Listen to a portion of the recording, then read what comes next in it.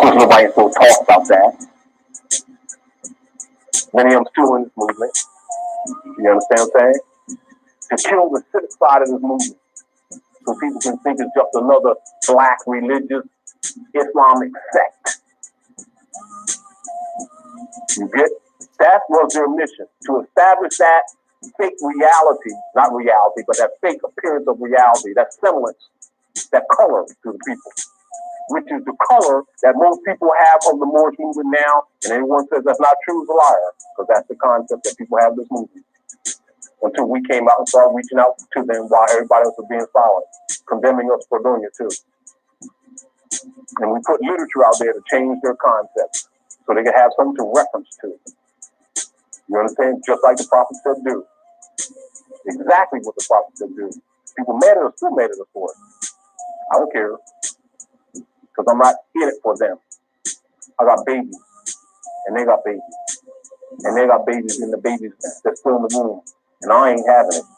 And I'm a soldier. I came as a defender when it was going. That's why I do what I do. I'm telling you what. And I ain't pleased. Mufti force of the conscious game. Superstars won't spend all those G's just a supercar. I'd rather put the funds to Mufti force guns. Dr. Sebi remedy in truck skids and tons. Signing bonus, gift to Gabriel or Evo. Or UMIA, let more replace Negro. I'm not the face watcher or friend beggar. I'm not the type to take back what I tell ya. Tight pants and dry flows, I want a Rockefeller. Black Hawk down, a fly rapper and snap propellers. Airspace in these bars are no flow zones. I heard R&B singers are homo drones. I heard that from a gay rapper dressing so thug. G's can't pass butt cheeks, dressing so snug like a snuggle bear, showing me your underwear. Rapper Inquisition make rappers run from fear of being shown up. You already thrown up, punchlines and hooks leave their face swole up. Or like the triad, if you don't pay what's owed up. Rapper Inquisition, horror flick the lips sewn up. Can't go one-on-one for IHF thrown up. Using the fiat and deals, pumping their clones up. Making more rap clones like iRobot. Short circuit the whole industry of rap robots. That butts oinking, working with the ones oinking. Hip-hop's hurting IHF, the vocal ointment. Flow like a break waves and b-boy girl dancers. Spit like pain of old school graphers. Fiend for the true hip-hop scratching like a producer. MC OGs with content that you're used to. Fiending for true hip-hop scratching like a producer. MC OGs with content that you're used to. They want make me life hard like pavement. Me no afraid to make my statement. Babylon no on with the mental and physical enslavement. Think right now if we had live like cavemen. How much go they dark, how much now go make it. The righteous replace them, the more side erase them. Discrimination, play again with nation. Unity is strength, weak with separation. Jailhouses meant to deplete elevation. Wisdom visit on the deep meditation. Or you have to sleep on the sleep medication. Hurts are the healing of the nation. Tell them police, they not stop chase, man, especially since we know no power, no place. That's flirt of the truth. They know say you can't take that. See them chat, yeah, this rasta. Nah, take back, you don't know. Couldn't grasp half of the shit that we've been through. These clip ass niggas making comments on YouTube. TorontoRappers.com talking about you too. Generation switch, shouldn't have to show you. Big man, go bitch, don't worry about the old school. Haven't seen a man you used to see before. A certain man don't want the face see no more. Get off our dicks, your pussies is whores. Tendencies of a bitch, you should learn to be a more. And while you're hating, we'll keep repping T.O. and celebrating, cause enough soldiers soon home. We penetrating, got the locks and the toes. So do your own time, bro. We alright. Everybody on their own ground, but we still tight. It's just some miscommunication, which brothers don't fight. You need an occupation, or I forgot you tight. Shit about other man, cause you covered their life. But your business you should mind though, cause we work nights. And you ain't hard to find what's darkness comes to light. And I don't care, you can take my flesh life here. I manifest, and I come back in your nightmares. And I kill you there, I've been traveling for light years. I can't die, but they won't see you horny or you won't wake up. Need to call the coroner, another wake up. Your boys will be corona, cause they slut. Reminiscing while the morning saying what the. Just yesterday we was vlogging with each other. Shouldn't I? with just another brother and the rest of the camp. 2 decades straight, we've been making a stamp. Yay, I know you say you don't even know me. I make it clear I'm a Flemodon OG. Year to year, made stacks off the Mosies from the block to the bars. I'm known between the rats and the stars. I play low-key looking down, and it's far at the top, it's getting lonely.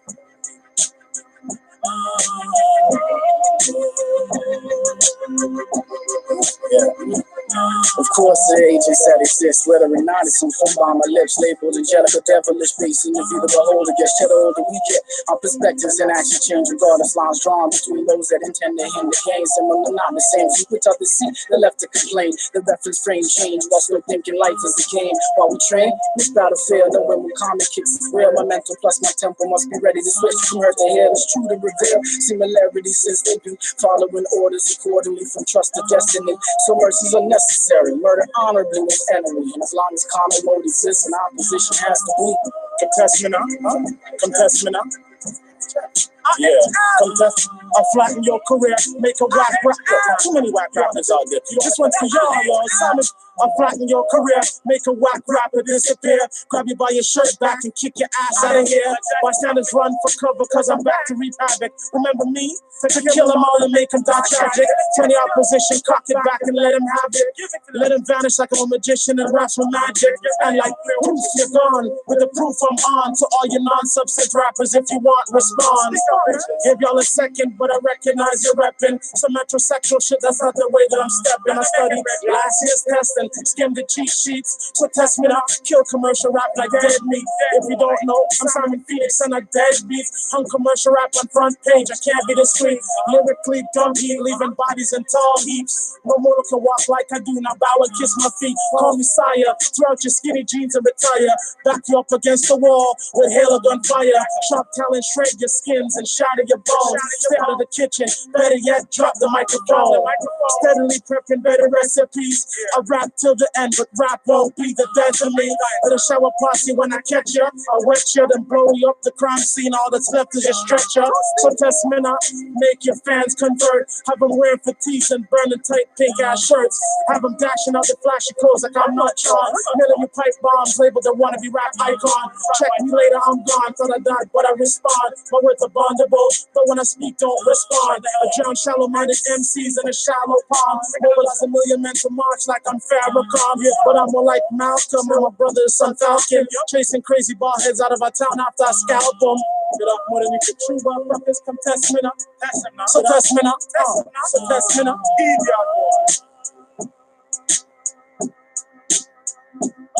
It's still IHF, still ill, hunting feds. The type to leave a body guy leaking from his head. Dirty like the naps in my head. The enemy still want me dead, but mentally I cause their bodies to combust spontaneously. I be that ghetto dentist, removing chest cavities with my psychopathic surgery. My incision won't be circular, more like linear.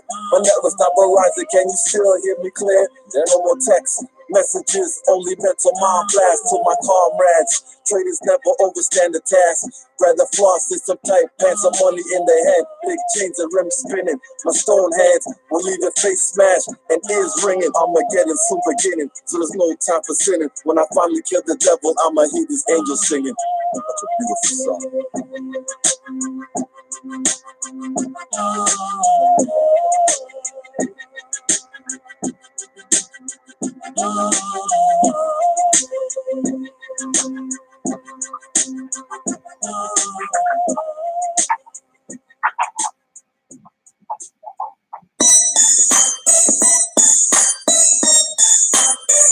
Yo, Midnight. Yo, we got him, yo. We got him. Yeah, man. Just pull the rope on the guillotine, Midnight. Let's take it right now, man. So the darkness, what Do it up right now. We still here. Council with etheric elders in the waters of Nun. Reclined on the sun with my foot on the moon. Watching goddess on earth act like witches on brooms. Sipping milk and the honeydew and triple black boom. Touchdown, not subordinate but God sent. I'm the red and blue of Superman and Clark Kent. From beyond the sun to earth, more like marksmen. Tongue double-edged scimitar, stay sharpened. Flag in the earth first, set up the post. Sea is the land, now the flag's in the boat. Back on the land, follow tears, the trail never ends. Albion Inquisitionists murdered my friends. Stole our culture, sell it to us as trends. Negro, blacks, and colors, stay out the culture blend. Touch your hair, tell you the style they liking. But jack your energy here on the neck back spiking. Off the heat of the devil, walking rebel. Why run when police come? Swinging his billy club, drunk off Seagrams. Invisible candle magic, suspect they see none.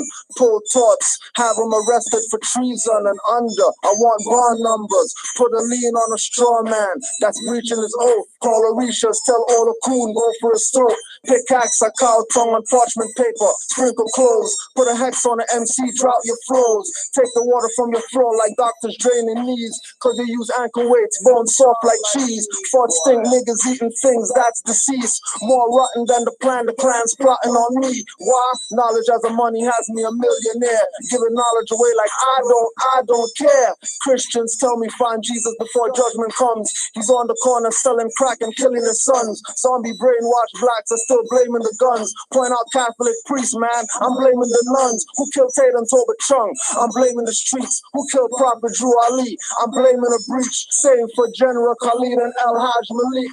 Or kill cause nationality was in their speech. Things to make you go and thought to art. Happy-go-lucky rappers fall past naught in infinite debts. Might as well hold your breath and let's see how far this rabbit hole goes to the left. I broke out the chamber, Allah's come in danger. I self-law, a master coming with my angels. Iron Sheik, immaculate without the manger. Alpha Hexen, rap boule strangers. Broke out the chamber, Allah's come in danger. I self-law, a master coming with my angels. Iron Sheik, immaculate without the manger. Alpha Hexen, rap boule strangers. With cell phones, big brother is closer than steps. Most flush less, but inhale chem streams from jets. Even this god used to binge drink. Schlitz, not Becks, never braids, but waves and cameos without the step. No die, never had slits in the brows of the eye. I got conscious, no arrogance or acting obnoxious. 144,000, I'm saying less than that. With all these zombies with big ass shades and big ass hats, dressing like Lil Wayne, man, just baggy as slacks. Finger a dyke in the shotgun, then crabby a gats. She goes down for prostitution and find the grand. You for possession and for not washing your hands. It's still love, truth, peace, but put down the peace. Wow, we don't need them when we got justice and freedom. Your mind's a mess, trust me, I think you're possessed. Let me unhex you with a mudra of Baphomet, and that won't work unless you know being supreme. No chest has the Solomon crest, always front and warm in the Averex. My lowest form of thought is your apex. Iron Sheik X from the Mosque of Malcolm. Devil see me and get white without the powder talcum. Raise my sword, keep swinging, no meaning. Flow deep, call me Aquamarine men, raising the lost city of Atlantis. When I speak as pictures, I'm painting on your mental canvas. I broke out the chamber, Allah's come in danger. I self-law, a master coming with my angels. Iron Sheik, immaculate without the manger. Alpha Hexen, rap boule strangers. Broke out the chamber, Allah's come in danger. I self-law, a master coming with my angels. Iron Sheik, immaculate without the manger. Alpha Hexen, rap boule strangers.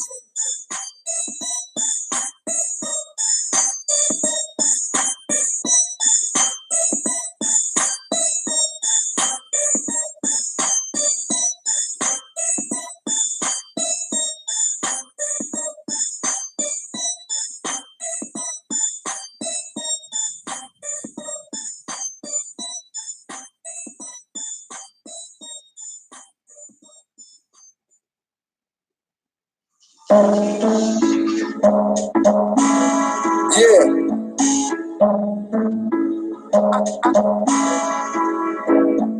I know what Dirty Moors did to Drew Ali. I'm going at 30 rappers lynching dirty ones too. Hiding literature that Drew wrote to warn you. They claim to make you Muslim and make you sovereign. The paperwork and filings, it's fiat, they're robbing. They don't care about this words, throw it out like garbage or throw it at you when you're active, not passive. When they want to talk about like off a trampoline mattress, treat them like a vamp or a teen actress. Get stabbed with the brand like a mean savage. This inquisition's divine, all others average. Millennium Renaissance, heroes in our classes. Shut up with the czar controlling fascists. Ask if they heard about Moors, they say no. But Masons, they obviously know. Found the handshakes and rituals with skull and bones. They even know about owls burning Bohemian Grove. I know what dirty Moors did to True Ali. I know what dirty Moors did. I know what dirty Moors did. I know what dirty Moors did to True Ali. I know what dirty Moors did. I know what dirty Moors did. I know what dirty Moors did to True Ali. I know what dirty Moors did. I know what dirty Moors did. I know what dirty Moors did to True Ali. I know what dirty Moors did. Dirty Moors killed Drew. I read the FBI papers. I'm loyal Moors, emergency fund rapers. Moorish literature and divine bylaw changes. Might as well say Drew Ali was born in a manger. Prophets push boys beside and his food smelled danger. Got me treating every Moor like a stranger. Grand Sheets one kin stumbling drunk in their feds. What was proclaimed for every meeting was not read. Some Moors are so active, prophet can't be dead. Thanks Moorish teachers away, I can't be led. Actions speak, then I consider what's said. And what's said was study, then study yourself.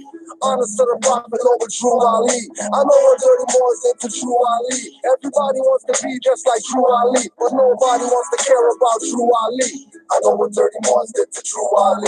I know what dirty Moors did. I know what dirty Moors did. I know what dirty Moors did to Drew Ali. I know what dirty Moors did. I know what dirty Moors did. I know what dirty Moors did to Drew Ali. I know what dirty Moors did. I know what dirty Moors did. I know what dirty Moors did to Drew Ali. I know what dirty Moors did.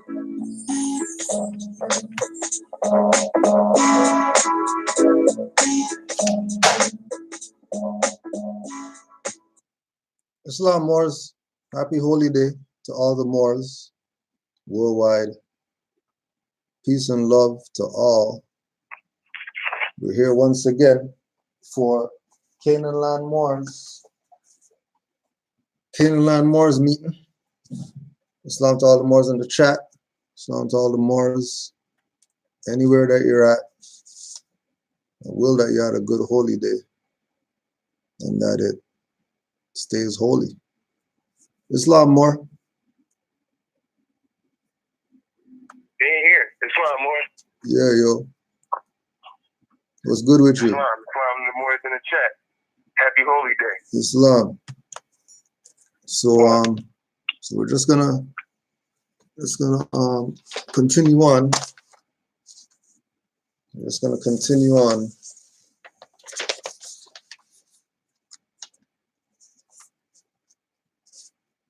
From the last session on analyzing our brothers, clearing up for them the confusion being caused online with so-called nation of gods and earths going on there talking about their tribal nation BS, whatever.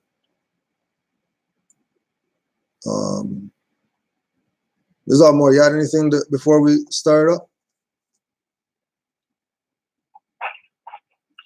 Well, not yet. Just we are just because we want to refresh too. We already know the foundation.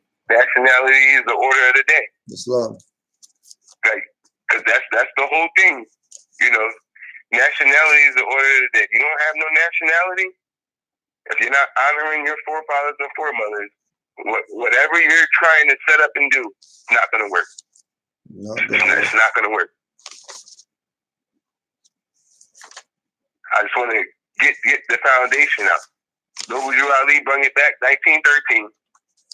He already told us we was Aboriginal, indigenous here, all of that. I just want to say the foundation because we're going to go into a lot of, new people and stuff like that. Like they're the guys who brought up that our people have a nationality and all that. It's already was laid out.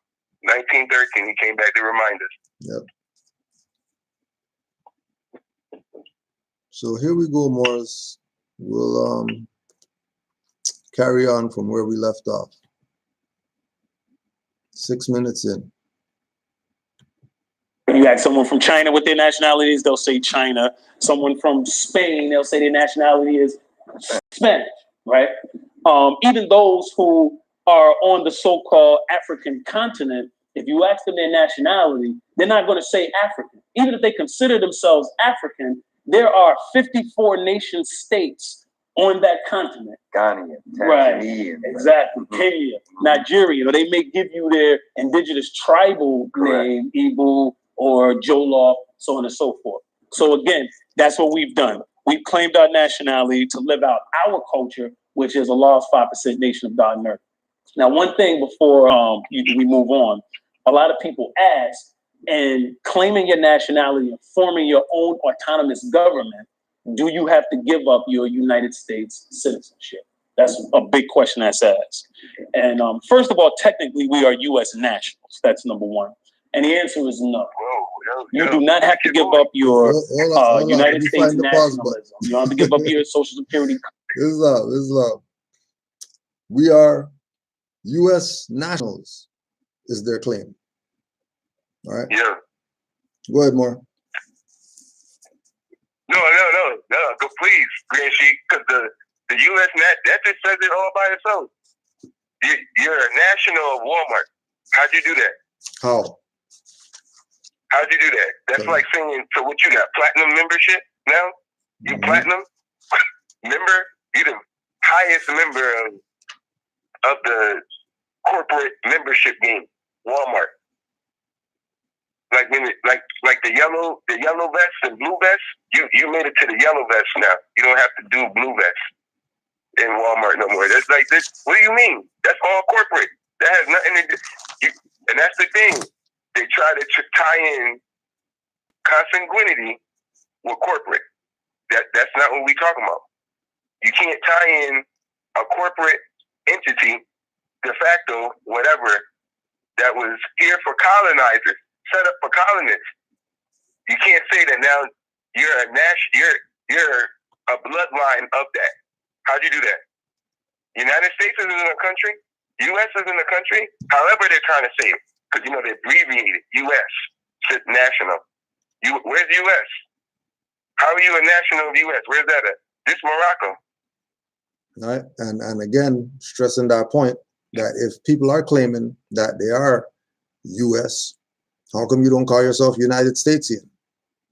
And how come you never hear anybody say that they're United Statesian? Ever. They're U.S. though. They're U.S. citizens. They're U.S. nationals. But they're not calling themselves United Statesian? Something's wrong here. And again, that goes for in the North as well. Because Canada's part of U.S. And you don't hear people in Canada saying that they're United Statesian, even though Canada has a business office in Washington, D.C. called the Canadian Embassy.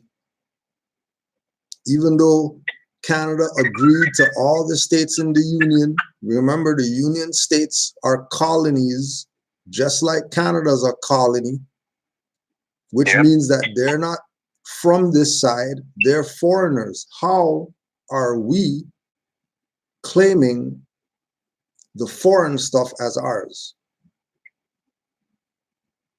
We can't claim the foreign stuff as ours. As soon as you claim the foreign stuff as yours, you now fall into the jurisdiction of ward.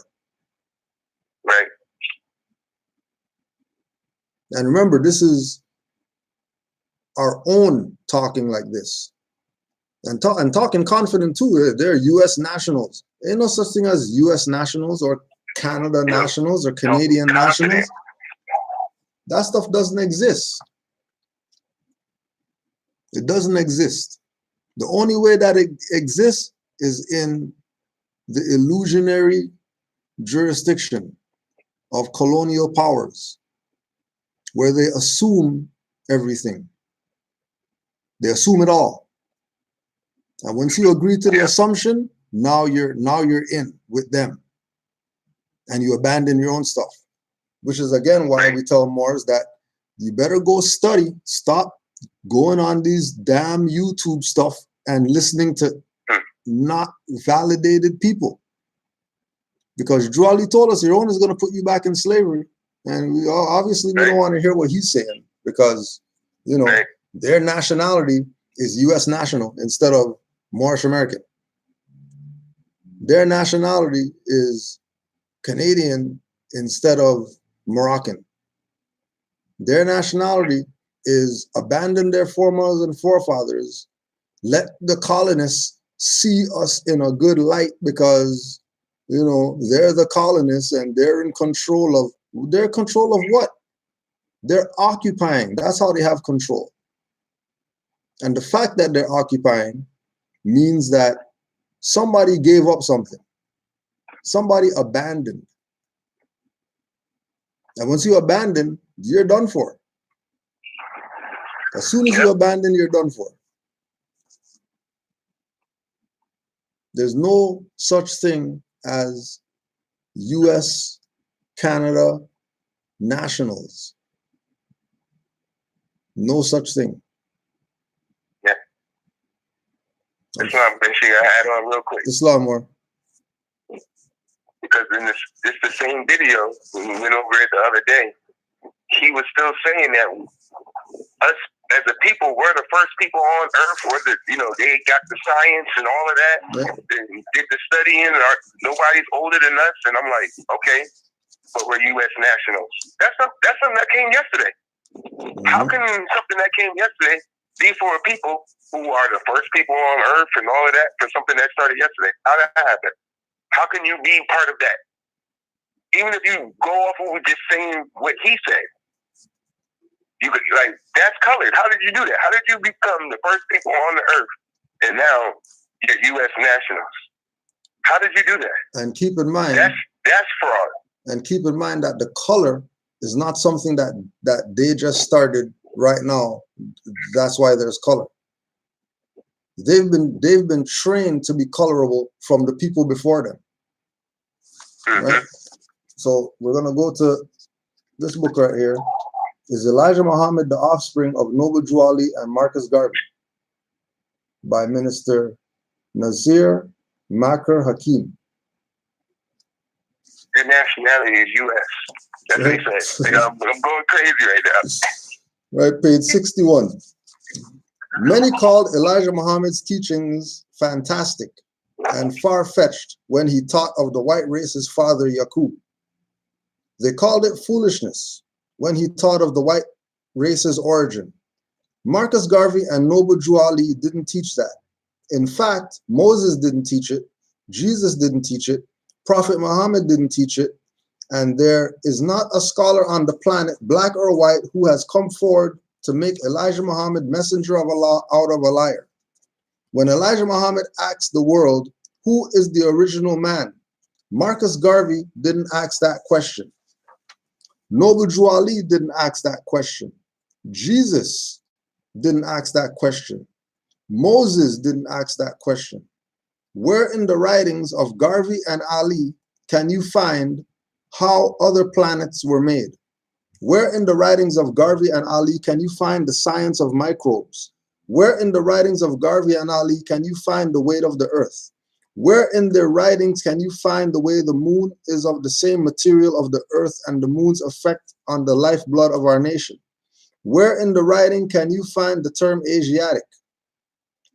For those of Afrocentric and nationalistic thought, you never heard of this term until Elijah Muhammad taught that the whole planet was called Asia and that we were Asiatic black people. This is how the fiction carries on. Because you have dumb, smart people thinking that they know something and carrying on that hypocrisy. If we are the original man, there's no way that we're black. If we're the original man, there's no way possible on this earth that the original man is the Asiatic black man. The fraud comes in when they slide black in there. They could just say Asiatic. Why wouldn't they just say Asiatic? Why wouldn't they just say, oh yeah, we're Moors? Why they gotta lie and tell you that they're US nationals? Because this is the game that they play. The game that they play is keep the people in ignorance. That's how the colonist is winning. That's how the colonist has the amount of power that he has, because we're playing colored. We're playing his game. We're not playing what we're supposed to be playing. We're not going by our rules. We're going by their rules. And then we're complaining when rules get broken. Well, that's what rules are for. If you have rules, trust me, there's people who's going to break them. And the only way that they can break them is if they're assuming things. And the assumption comes from, again, our people taking a position of thinking that people after 1929 were here to liberate them. When the people that were brought into this consciousness of knowing who they were taught by Noble Drew Ali or Marcus Garvey. They were taught by them. They were either taught nationhood, which is what Noble Drew Ali told us Marcus Garvey was here to do, teach us about being a nation. And then Noble Drew Ali backed that up by teaching us what our nationality was, which is supposed to go right in hand with the nation of the 18 million, whatever that we're saying that we are.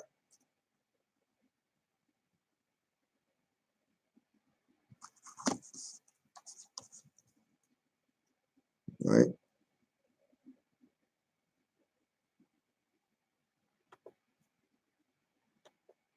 Card, your birth certificate, your passport, if you desire not to. There's a thing called dual nationality and dual citizenship. So we can operate in our own cultural, tribal, indigenous nation state and still have dual nationality at the same time. So, as we move on in the conversation, we'll discuss the benefits. Well, I was gonna get ready right into that because I was looking for my pen. I didn't want to interrupt you, but I thought of a question or two as well. Well, if you'd like to go ahead, but I was gonna first of all, I was gonna say what are some of the benefits to, number one, to forming a tribal government. Two, is this something that you have to be a 5%er to do? Like, can anyone do this? Let's start with those two things right there. Great question. Well, the benefits are self-government, right? He don't know the answer to something he made up. Right. Talking about, that's a good question. Brother, this is the stuff you made up. Like, you made it up. What do you mean? Do you have to be a 5%er in order to? Yeah, because once you say something like that, we're not dealing with nationality again. Once again, that's not a bloodline. That's not a bloodline. He said they proclaim their nationality. They're U.S. nationals. That means their nationality is U.S. That's what he said. That's what he said. And then this guy who's interviewing, he's so confused. He's saying, so what do you have to be a 5%er joint? He just told you their nationality is U.S. citizen, U.S. national. Your bloodline has to be U.S. national. But once he answers you 5%ers, do you have to be? That's an organization. That's not a bloodline. That's membership. That's not a bloodline. That's why the question is colored. The question is colored. The answer he's going to give is colored. The conversation is colored. Because none of that stuff they're talking about is the bloodline. Mm-hmm. They in there playing membership. Yep. That whole thing is crazy right there. I'm like, wait a minute. And that tribal stuff, we already demolished the word tribe. They still want to be Roman property. As soon as you say tribe, that's Roman. Immediately. That's not we the first people. That don't mean that. Yep. That don't mean that. That's Roman. Roman membership. It's not even bloodline. when you go look it up, it has nothing to do with that. Laying black flag tell you. He mentioned black flaw like he knows. So I'm pretty sure they looked up that word. You know they know. We might as well do it for them since they claim they got stuff going on. Might as well do it for them. Might as well do it.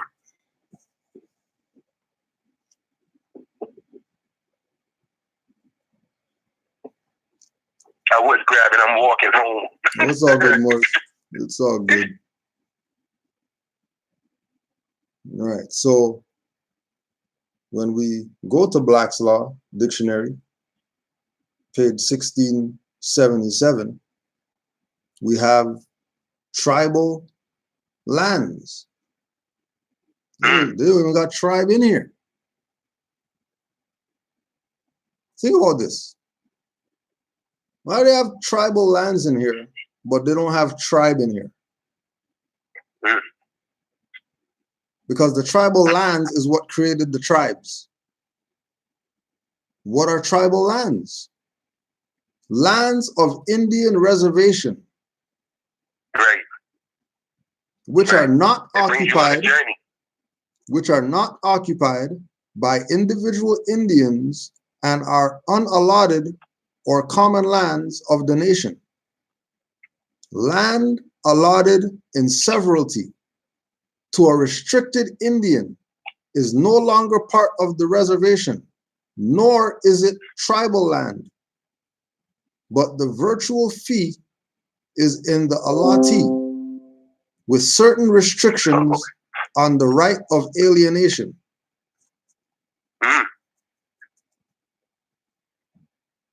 Now, how is it that they're claiming tribal whatever?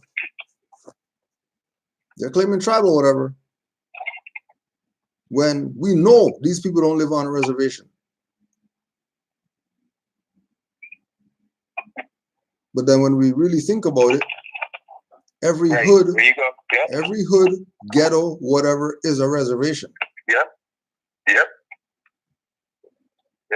And majority of these people who are making any type of claim that they know who they are, guarantee they're tied to some type of hood, ghetto, block, whatever. Why?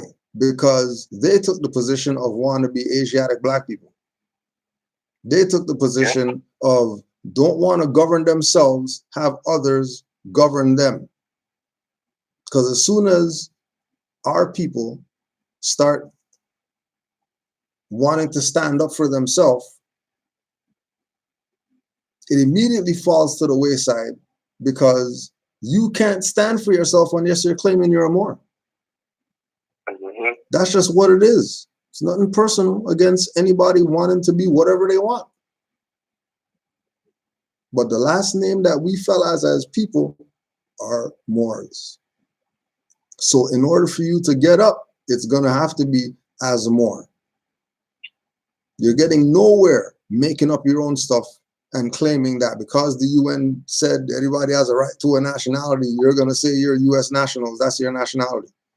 Or you're going to say you started some tribal government and, you know, because we have a right to a nationality, we have a tribal government. So come join our tribal government so you can exercise your rights as a national and all this stuff. And you never said what nationality is yet. What's the nationality of these tribal whoever's? No mention of the nationality.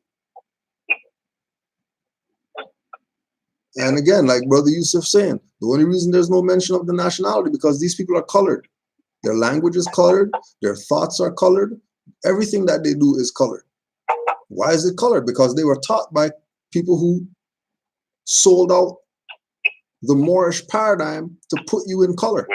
Negro, black, and quote unquote colored.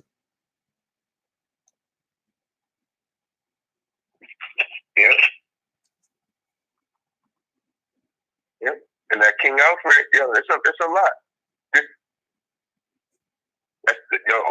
All of that, everything, because my thing is that they're going so hard now, coming out of the woodworks, causing confusion is because the King Alfred, they're failing to keep us in order or whatever. You know what I mean? So now all minority leaders must be unseated at once. So now they on a campaign to promote trickery back into slavery. It's like going hard right now with the trickery. And then you just read it again, just so we can go over it. Tribal lands. He said yesterday, the other day, was that yesterday we did class? Yesterday? Tuesday. Tuesday. Right. So when we did class the other day, he goes in and says they're not Indians because Indian is a misnomer. But soon as you just said you guys are creating your own tribe. When we go look up the word tribe, it's not in there, but tribal lands is. And then when we see that, they talking about Indians. But you just said you wasn't an Indian. That's a misnomer. But when you say the word tribe, it goes immediately back to Indian. As soon as you say, but you're not Indian. So why you keep saying the word tribe? Because when you look in Black's Law Dictionary, it said Indian.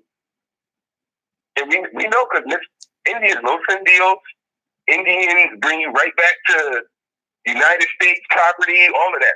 We know that. We know that. And they know that too. But they playing the straddling the fence. Well, we're a tribe. But to a person who doesn't study, they're going to think that that's de jure. Right. Like, that's not de jure. That's the same thing. You just said the same thing in a different word. Tribe, Indian, you're not an Indian, but y'all got a tribe. Only time I think of tribe is with Indian. So how y'all saying that? How did y'all say that? Like, that's colored. That's colored. I can't believe they did that. And going with it. And the guy, what's the guy doing? Jamal? Lord Jamar. Yeah, Lord Jamar. Yeah, they know we're Moors. Trust me, they know that we're Moors. Trust me, they know. They know we're Moors. Nori got Drink Champs on TV. They see I forgot his real title, but they call him Mos Def. They see these people proclaim their nationality, just like we see them. Yeah. Just like we see them, they see them. They in the know, they know what's going on, but up there, because that platform, remember, we've been saying it. You can look it up. You get funding for promoting the minority schism, we're black stuff. They get paid off of that. Because he can go up there and say all he wants, that, black is not a nationality and all that. But when you just said a different chattel, a different property. Like you just said it a different way. Okay, black was property. U.S. national is property too. That's all property. That's all. That's not nationality or order of the day. This Morocco. How is all these different things being set up saying that they're the indigenous people here? When this Morocco. How are they doing that?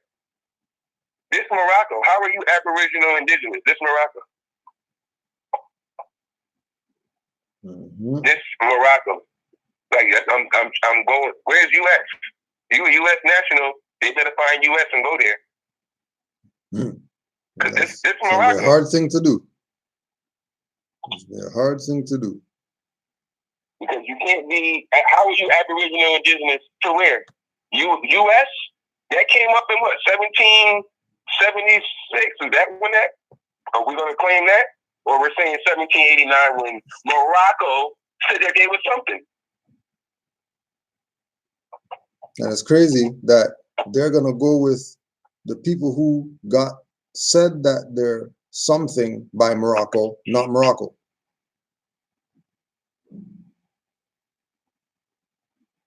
How? Right.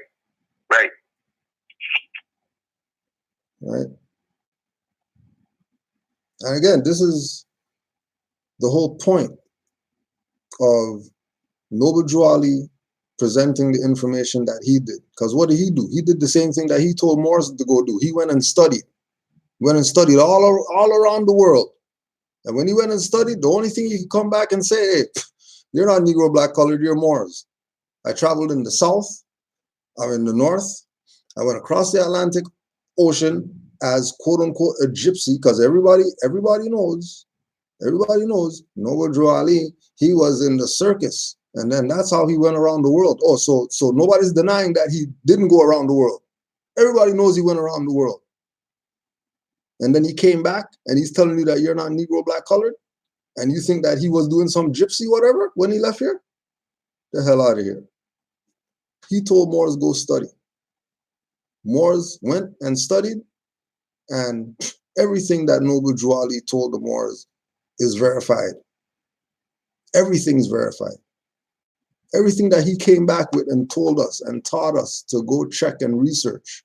When we went and checked and researched, because remember, none of these people went and checked and researched what their so-called leaders told them. They just went with what their leaders told them. Right? These people just went with what Clarence 13X said. These people just went with what Elijah Muhammad and Fard Muhammad said. They never went and fact-checked their leaders. Noble Drew Ali made sure we fact-check him. Yeah. Made sure that we fact-check him. When we fact-checked, we found out so much information about Moors. We realized that the real race traders are the ones who call themselves Negro, black, colored, and don't have a nationality. Those are the race traders. Right. Yeah. The real race traders are the ones that go on platforms claiming that they are something, they are this, they are that. But when you hold them down and hogtie them and you go in their wallet and pull out their stuff, they got state licenses. Mm-hmm. And they don't even have any ID that they made up that's saying who it is they're saying that they are. They know NOI have no NOI ID. They got state stuff. As soon as more start talking, now everybody wants to challenge something. Never challenge these foreigners. And then when more start talking, when more start bringing up stuff, now Moors are the traders now. Moors are the traders because what? Like what makes the Moors traders? If Noble Drew Ali knows, actually, oh yeah, that's a good one. If Noble Drew Ali knows that we're not Negro, black, colored, you think the world doesn't know that? Right. You think he just fluked that? He didn't fluke that. It's a fact that we're not that. No. Let's just qualify something. Right? Now this is a European. This is a European sent me this. Right? The European sent me this. Margaret Ellen Newell. Margaret Ellen Newell. The book is called Brethren by Nature. Brethren by Nature. New England Indians, Colonists, and the Origins of American Slavery. And she takes a quote out of the book. Interestingly, chapter 7. Interestingly, chapter 7. Right. As good, if not better, than the Moorish slaves. The hell does that mean? If Moors are the traders, how come they're qualifying that the Moors were slaves? You think they're not talking about the Negro, black, colored people? Because remember, everybody knows when you go to the West African countries where they say they brought 400 million blacks over here and all that stuff, those people weren't black, they were Moorish. If they're going with the slave myth, know that it's Moors that they stole. Why? Because even Noble Drew Ali told these Moors, from the land that these people were taken from, didn't their land have a name? Okay, well, if their land had a name, how come they don't have a name? How come they were taken from a land with a name and then they come over here and they're not called by the name of the land that they got taken from? Which again is part of the Moroccan Empire, because Ghana, Nigeria, and all them countries in so-called West Africa are part of the Moroccan Empire. That's why all those chiefs over there wear fezzes. That's not what we say. That's what over there says. So there's no way that Moors built some castle.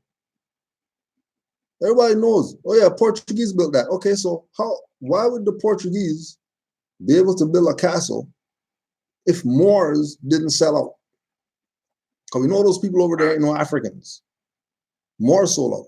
And then Moors got their ass put in so-called slavery. It might not have been 400 million brought over here, but trust, look at what's going on today, and it's our people that are under the gun by foreigners. Whether you call them Chinese, whether you call them pale Arab, whether you call them European.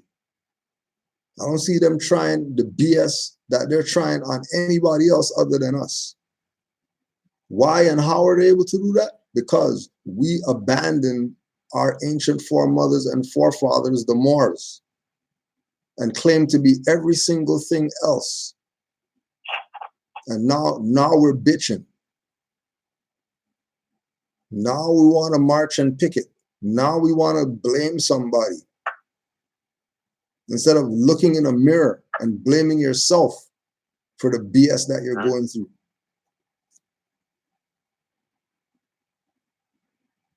As good, if not better, than the Moorish slaves. Everybody knows.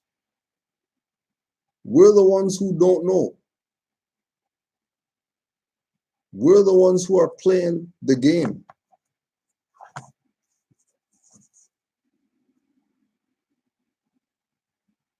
We're the ones who are playing the game. Because again, we know all across the board, we know we are all Moors. People could talk any type of shit they want to talk about who they are and what we are and all that. Everybody knows that we're all Moors, especially the African Negroes who don't know themselves. The only nation that there is the Moorish nation. There ain't no other nation. There's no other nation but the Moorish nation.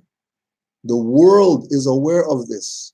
So when people start going on platforms and they're making up stuff, lying to you, trying to convince you that we're something other than Moors, know that that's part of the sellout. That's part of why we're in the situation that we're in, why we're bitching right now.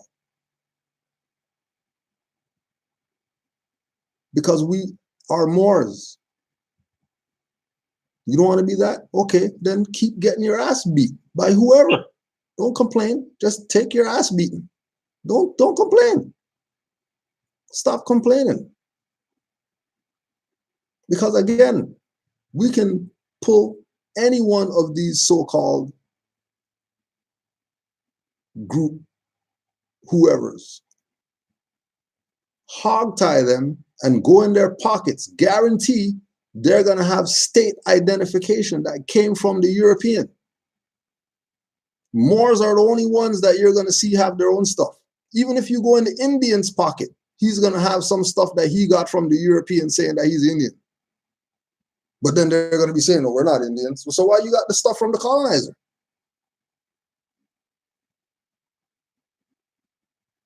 And you're still in denial. You're still in denial. You can deny all you want to deny.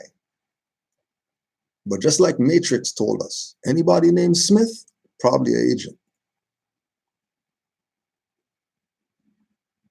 Anybody named Smith, Franklin, Johnson, whatever name it is, they're probably an agent.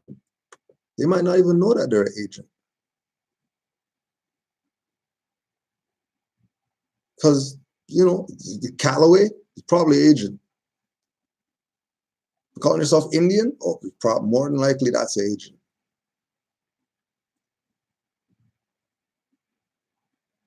More than likely. Or they call themselves Shabazz, Allah, Mastermind and all that stuff.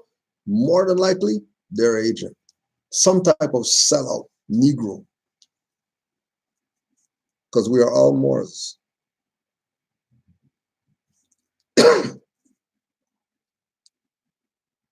We are all Moors.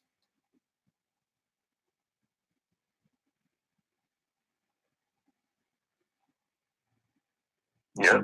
It's real basic. We are not Negro, black, colored. We are Moors. No, well, our master teacher said that we're the Nuwapian nation of Moors. That's what you are. Right. Well, our master teacher said that we're Zulu Kemetic Moors. That's what you are. The hell are you talking about?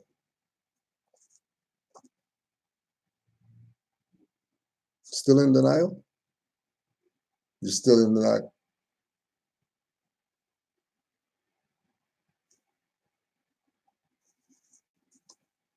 Islam more.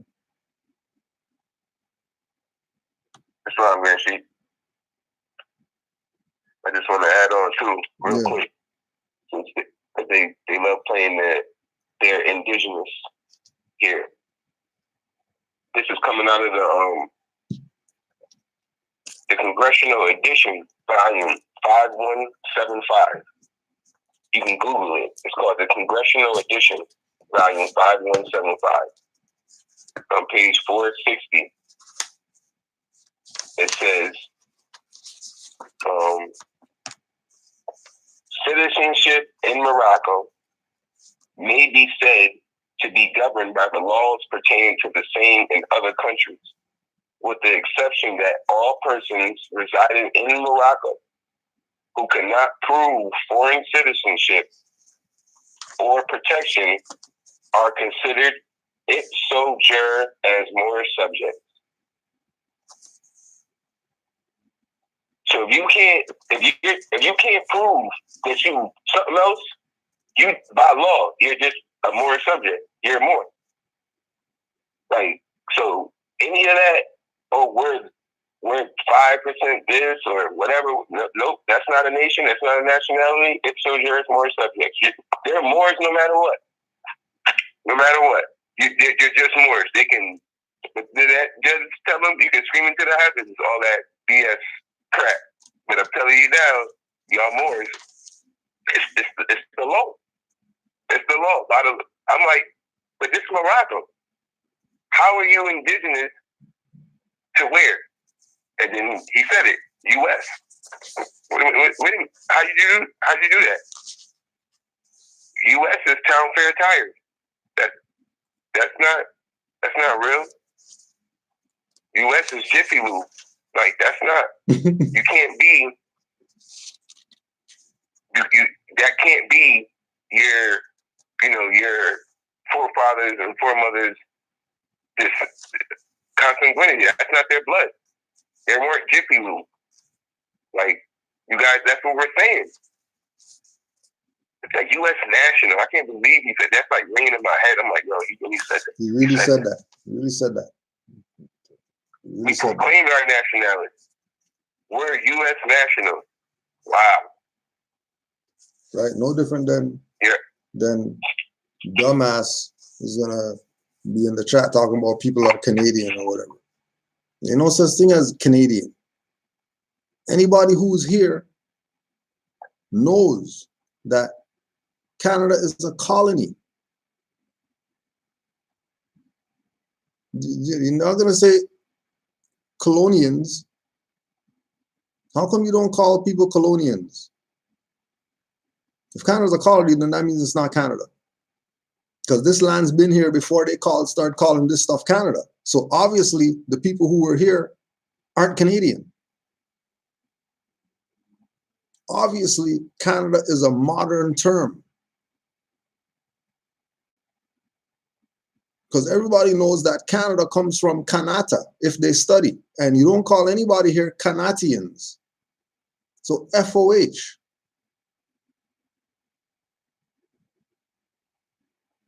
Then before that, Canandaigua. And you don't call anybody here Canandaiguians. So as soon as you start saying Canadians and U.S. nationals and all that stuff, we already know that you're full of BS. We already know that you're full of BS and you have no idea what the hell you're talking about. You're just, you know what? You need some. You need some. All of you up in there. You need some. FOH. Now we have troll spray all day for you people. All day. All day we have troll spray for you. Because your incompetence won't let you realize how dumb you are. Right? How come you don't go refute? How about you don't go refute the book? Welcome to Canada. This is Canada. KKK was up here burning crosses too. But no, you won't go there. You would never go there. Right? The Washita never drew boundaries. We are the original inhabitants of all the lands from the Atlantic to the Pacific, down through Moose, South America. Wherever you find the Washita family or Washita mound site, you find part of the empire. In said North America, the area from the Alleghenies to the Rocky Mountains, from Canada down to the Gulf of Mexico, including East and West Floridas, and west to the Pecos River, encompasses the dominion of the empire. So if Canada's part of the empire, which is Moroccan, then what are you talking about Canadian? The hell are you talking about? You don't get, you still don't get it? You still don't get it? We are all Moors? Still too dumb? You're still too dumb. Too dumb. Too dumb for your own good.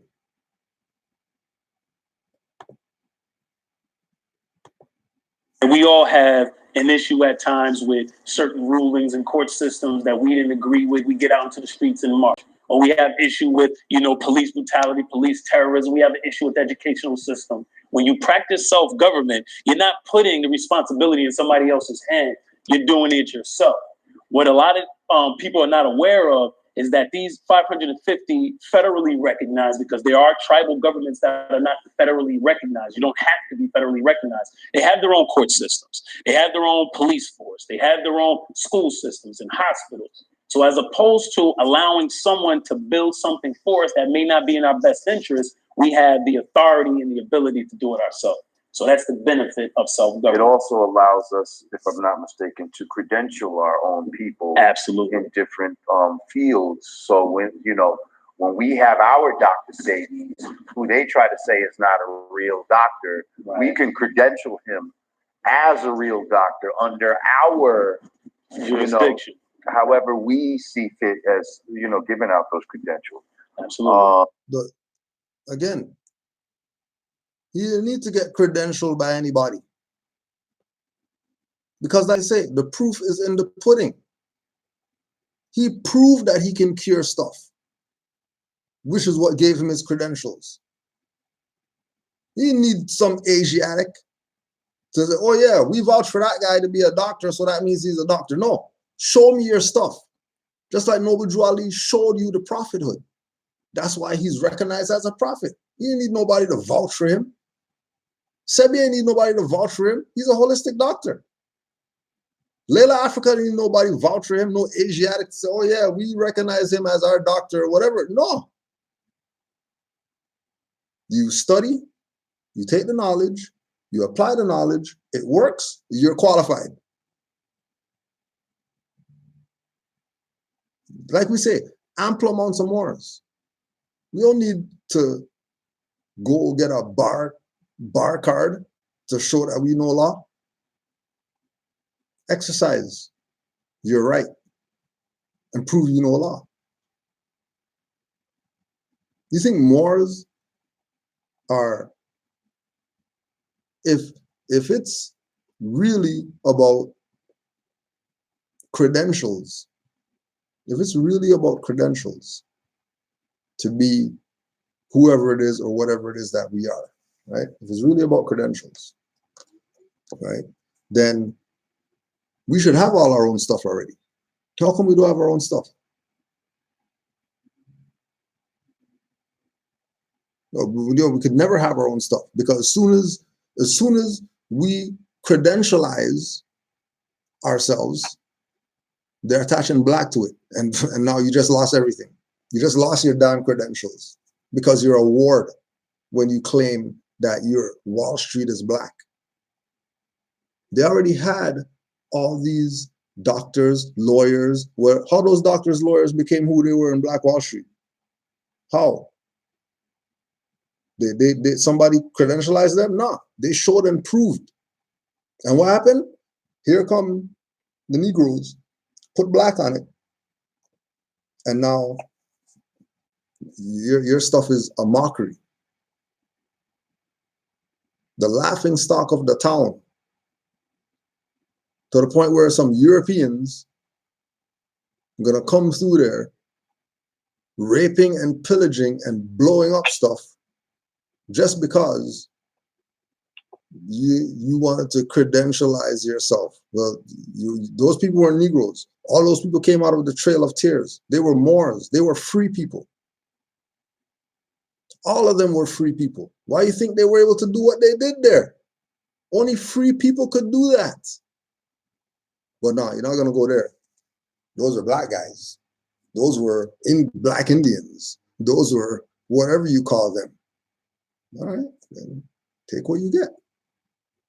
They say in Africa, oh, you want to say John Africa and Sarah Africa and all this BS? Oh, we're going to bomb your stuff too. So you guys are playing games.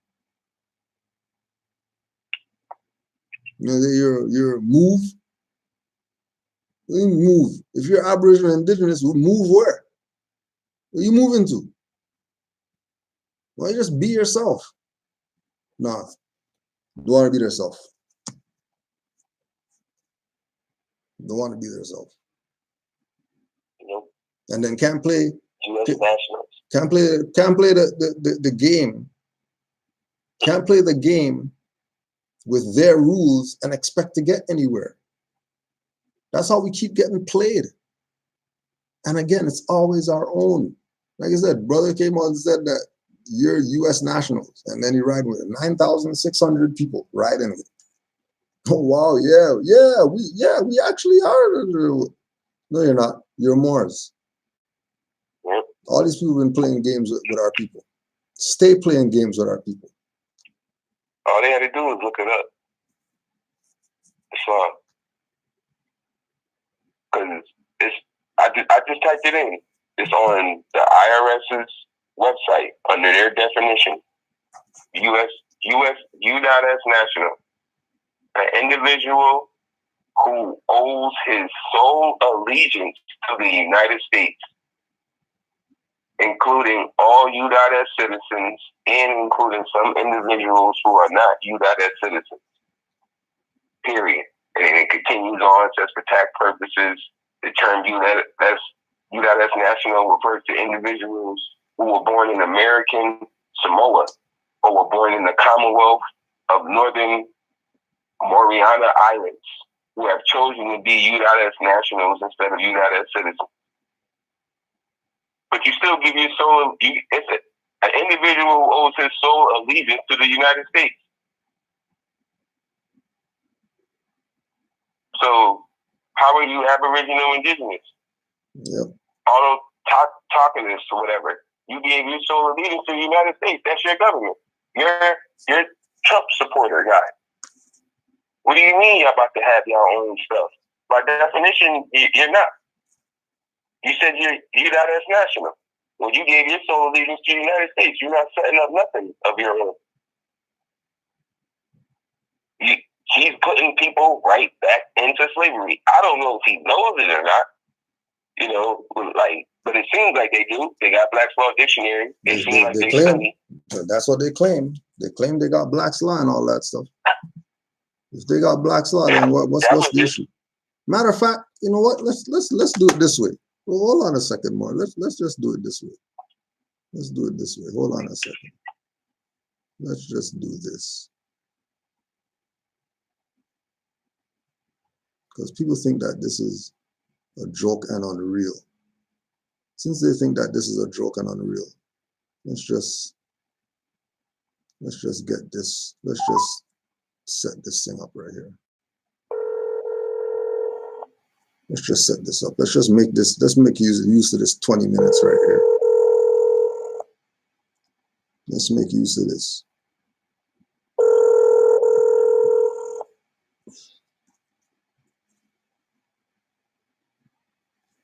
Peace more. Hello. Islam.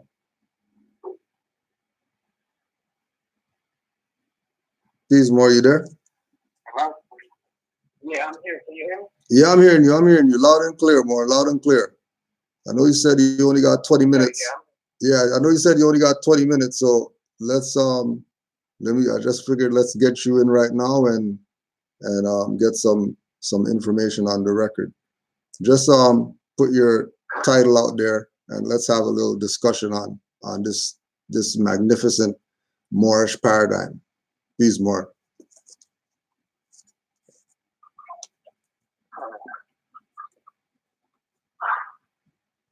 Islam, you there? Yeah, I'm here. Bro Yusuf, you there? Yeah, I'm here. Well, I'm listening. Yeah. All right. So what's going on, more? What's up, family? Everything is good. Everything is beautiful. Islam. Islam, just put your title on the record. Let these Moors know who we got on the phone. Supreme Bey. I'm not really good at introducing myself, but oh, it's all good. Supreme Bey, proud Moorish American. Islam. Happy holy day to you too, Moor. I say happy holy day to you. Yeah. Now I wanted to start off with how you. Oh, no, they're playing already. Brother Yusuf, hold on again. Yusuf, you there? Islam, yeah. It looks like the call dropped. Hold on. So as soon as we start doing our stuff, you already know how they do with us. You already know how they do with us.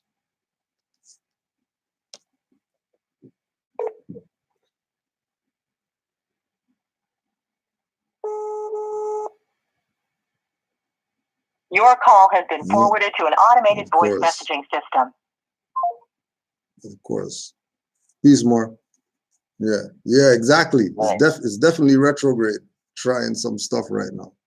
Right. It's definitely some retrograde trying some stuff. Oh, there it is right there. Hold on one sec. Peace more. Peace. Yeah, Maurice. Terrible on that other phone. It's much better on this phone. Oh, it's good. It's all good. Islam. Islam. Yeah, yo. So we'll just start off with how'd you find out about the Moorish paradigm? Oh, beautiful question. Like I believe I can speak for a lot of other Moors when I say the Moorish paradigm found me. It was at a time where I was transitioning in life, spiritually and professionally. And you know, when the spirit is searching for answers, spirit gives you answers. Allah gives you answers. So it started off with me traveling, and I was in Europe. And I'm sorry, Moore. Forgive me. Is this Supreme Bey? Yes, sir. Oh, wow. Yeah, forgive me. I didn't know that. All right, Islam, Moore. Islam, Moore. You already know. But, so I was traveling, and you know, I was in Germany, and they were Germans. And I would go to, I lived in Italy for a year, and they were Italians, you feel me? And just the spark in me, like some things are just like common sense. Other places, like nationality is common sense. It's just common. but on, you know, the North American Northwest territory, we identify by being adjectives. And I just look more into it, like, this is not resonating with my spirit anymore. Like, how come other people in different parts of the world have nationalities and I'm identifying myself as an adjective? So, you know, when you go down that rabbit hole, the answers come.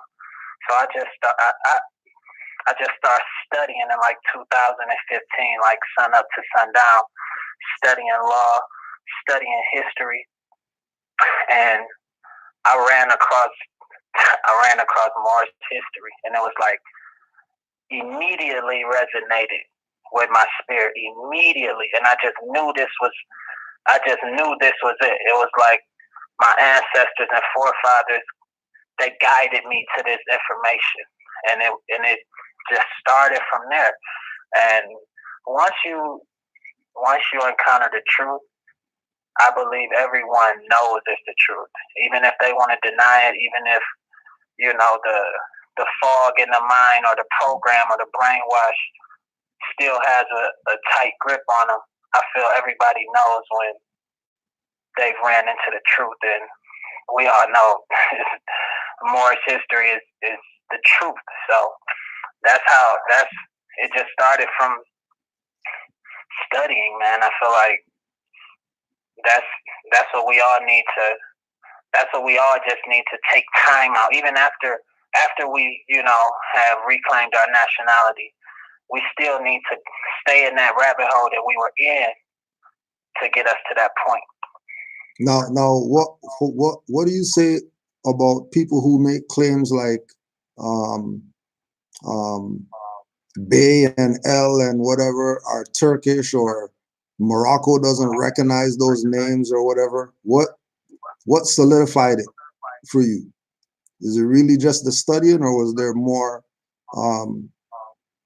interactions with people who knew what was up that made it sink in? Well, like I told you, GS, you and Navi were the first Moors to actually reach out and embrace me, because I'm really not, you know, traditional. Like, it's in my bloodline. It's in my consanguinity. I'm a Moor by consanguinity, by birth. So I'm a little unorthodox, where I'm still like culture, like I'm still street, and I'm still, you know, I talk a certain way, but it's like you can't take away who I am. So I never really spoke to any other L's, any other Beys, and you know, never had a real conversation with them. It was just studying, and studying took me to other parts of the world where other people in the world were already hip to us. It was like it was only a secret in, you know, North America, but everybody else in the world, when I have my feds on, they recognize it. When I'm, you know, speaking a certain language, standing a certain way, they recognize it. So it's only a secret where, you know, in our home, which is, you know, just so ironic. Like we're the heirs of our land, where our history is kept secret. Now, with regard to the transition, those who might not know, where were you transitioning from, and what made you even transition out of that? So I was in the NBA. I played professional basketball. I was in the NBA, and I was going through my dark night of the soul. Like, you know, people have to look that up if they're not familiar, but it's basically a spiritual cleansing. When you get to a certain place spiritually, where you are breaking free of your old condition, of your given identity. So while I was in the NBA, my more studies just took precedent. So as I was studying, the more I would study and the more I would learn, the more I repelled from professional sports, just my whole paradigm. I just repelled from it. So as I was transitioning to my higher self, to who I am today, I was leaving behind everything that I once knew, and it was a difficult transition. A lot of times, transition is painful, both like mentally and spiritually. It's like I couldn't hide who I was anymore, even though it went against everything that I was currently doing. Being Moorish and knowing it and reclaiming it and proclaiming it, you immediately turn off everything that has to do with corporate, professional sports, tradition. So I had to basically turn my back on sports. I had to turn my back on everything up until that point, because I knew I couldn't hide this. Like, I'm too proud, like I'm too proud to hide it. And the only way I could stay on course with professional sports and everything that was attached to my identity, I would have had to hide it. I wouldn't have been able to, correct my name. Right. Like professional sports, they were already, like, once I was talking about my name correction and what it would be on the back of my jersey, I was already getting those eyebrows raised at me, so I was just too damn proud to be faking it.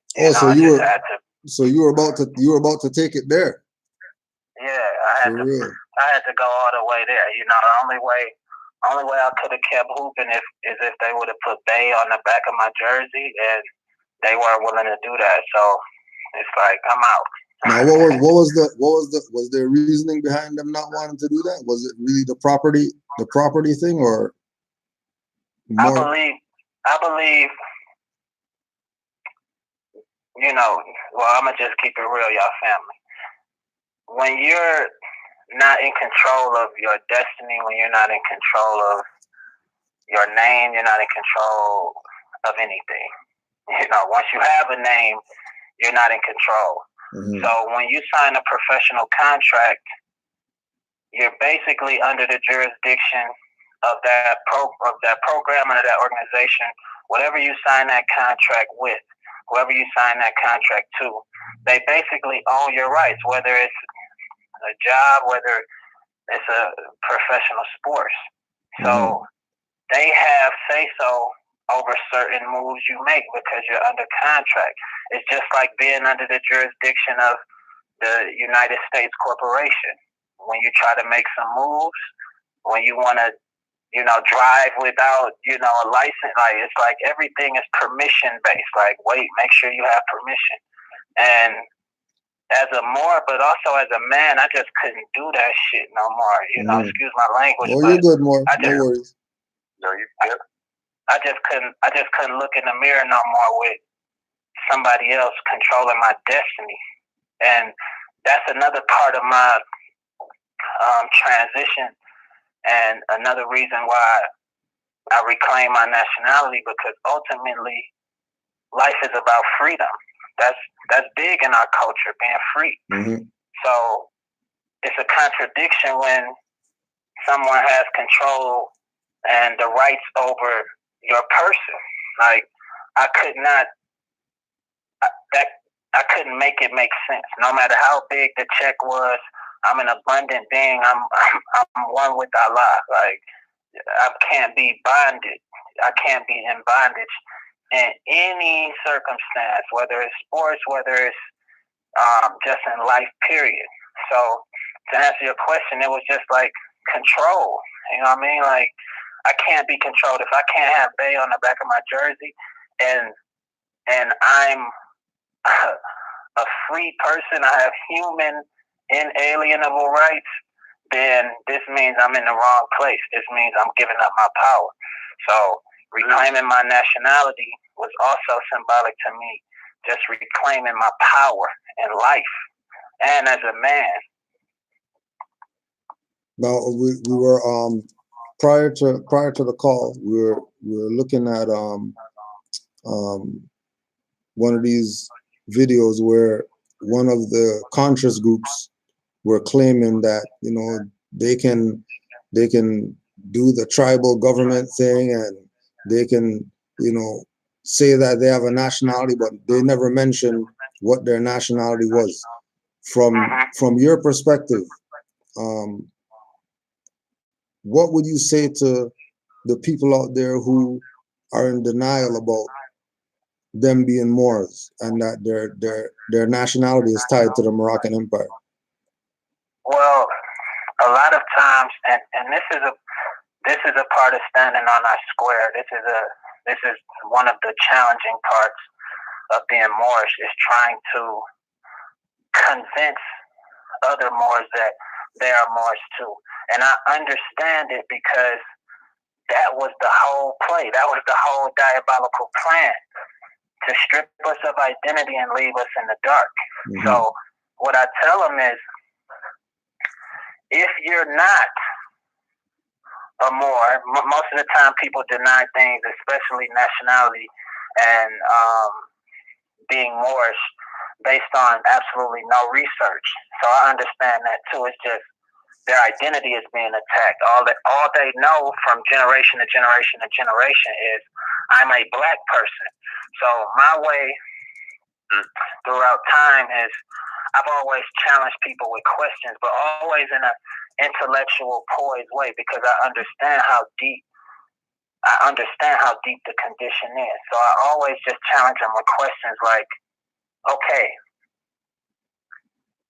what is black person? It's just that simple. Like, what is it?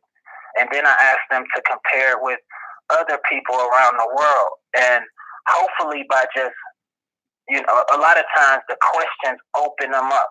Like, the questions allow them to go seek information on their own, just like all of us did. Right. Because I truly don't feel like, well, just history has shown, like, me explaining something and telling somebody what something is, it rarely works. Like, you're more, you were born on American soil. It's just that simple.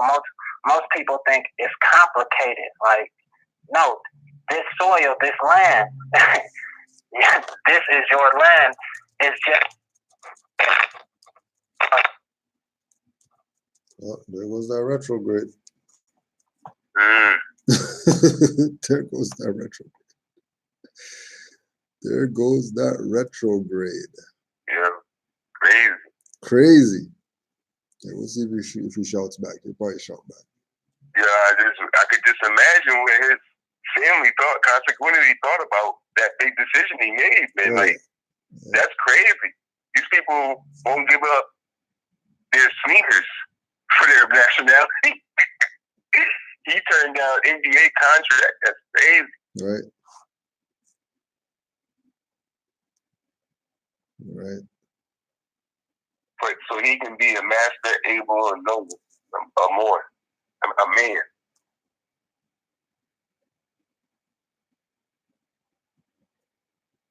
I don't know who he's been studying from, but he's studying, man. That was crazy.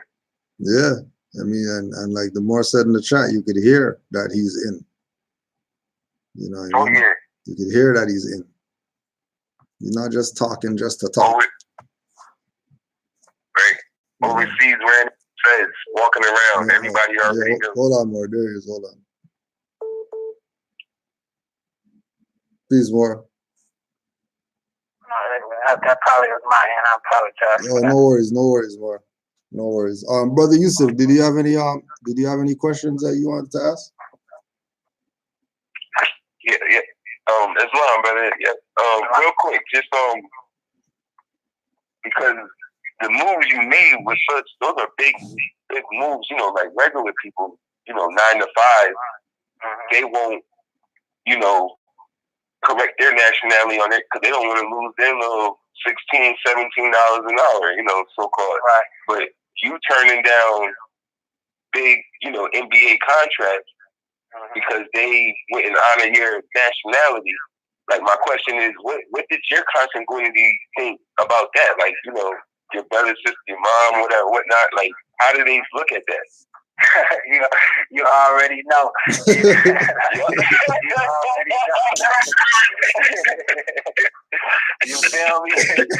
Like, yo, he crazy. He lost his mind, but I always say, like, you gotta weather those storms when you pioneering and you standing on your square. I felt like this is the most Moorish thing to do. You know what I mean? Like, right. You always have to. Even going back to GS question about, like, what do you say to the, just trying to convince other Moors of the people who are Moors who just don't believe it. It's like, this is the Moorish thing to do. We always have to be able to stand tall in the face of adversity, especially. Every time I put my feds on, every time I'm in the airport, I'm always in Moorish mode, meaning I'm always ready to defend this thing of ours. So, as a man, I just made up my mind without anyone's consent, because no one was doing the studying that I was doing. It was me putting that time in. It was me. It was me going down that rabbit hole studying law. It was me watching all of the lectures. It was, I put the work in, so I didn't need anyone's consent. But I accepted the fact that what I was doing was way outside of the norm, and it was going to come with adversity. But it was a challenge that I gladly accepted, because I knew it wasn't just for the present. I knew, like, I can bring attention to our movement. I can bring attention to our nation by doing this also. And I felt like that was just way more important than me playing basketball. That shit would be so selfish and cowardly. You feel me? If I just knew what was right and knew who I was, but I was just sitting around being quiet for a paycheck, like I say, I wouldn't even been able to look at myself in the mirror. You know what I mean? I got kids. I got a son. You know what I mean? Like, I want them to be able to... You got children. Okay. Yeah. Yep. All right. Yeah. Yep. So they know who they are. Like, we have to be public with it. You know what I mean? That's why I'm, like, doing interviews. I make sure people ask me why the name correction. Because I want everybody to know, like, I'm proud. Like, we did it all, man. Like, we were geniuses in every field. It was nothing quiet about us. We traveled the world and did shit big everywhere we went. We left our mark and did it big, and we shined. We had jewelry with our feds on, and you feel me? Like, that's what I want to restore. Just by my demonstration. Like, I'm a humble Moor. I'm forever, but at the same time, I know my history. And I know we used to shine, and I know we were also ready to go to war too, at the same time. So I just embrace our true history. Like, I'm also gonna shine. I'm also gonna be intellectual. I'm also ready to go to war. You feel me? I'm ready to learn, and I'm ready to teach if I have to. So it was just like, this is the right thing to do. I can't be no sucker. Like being quiet and worrying about, the European judging me. They do that regardless. Straight. So, I just wanted to show us, like, how powerful we were. Like, I don't need basket. I don't need the NBA. If I got to compromise in any way, it's not for me. We never compromised before. We always came and let our nuts hang.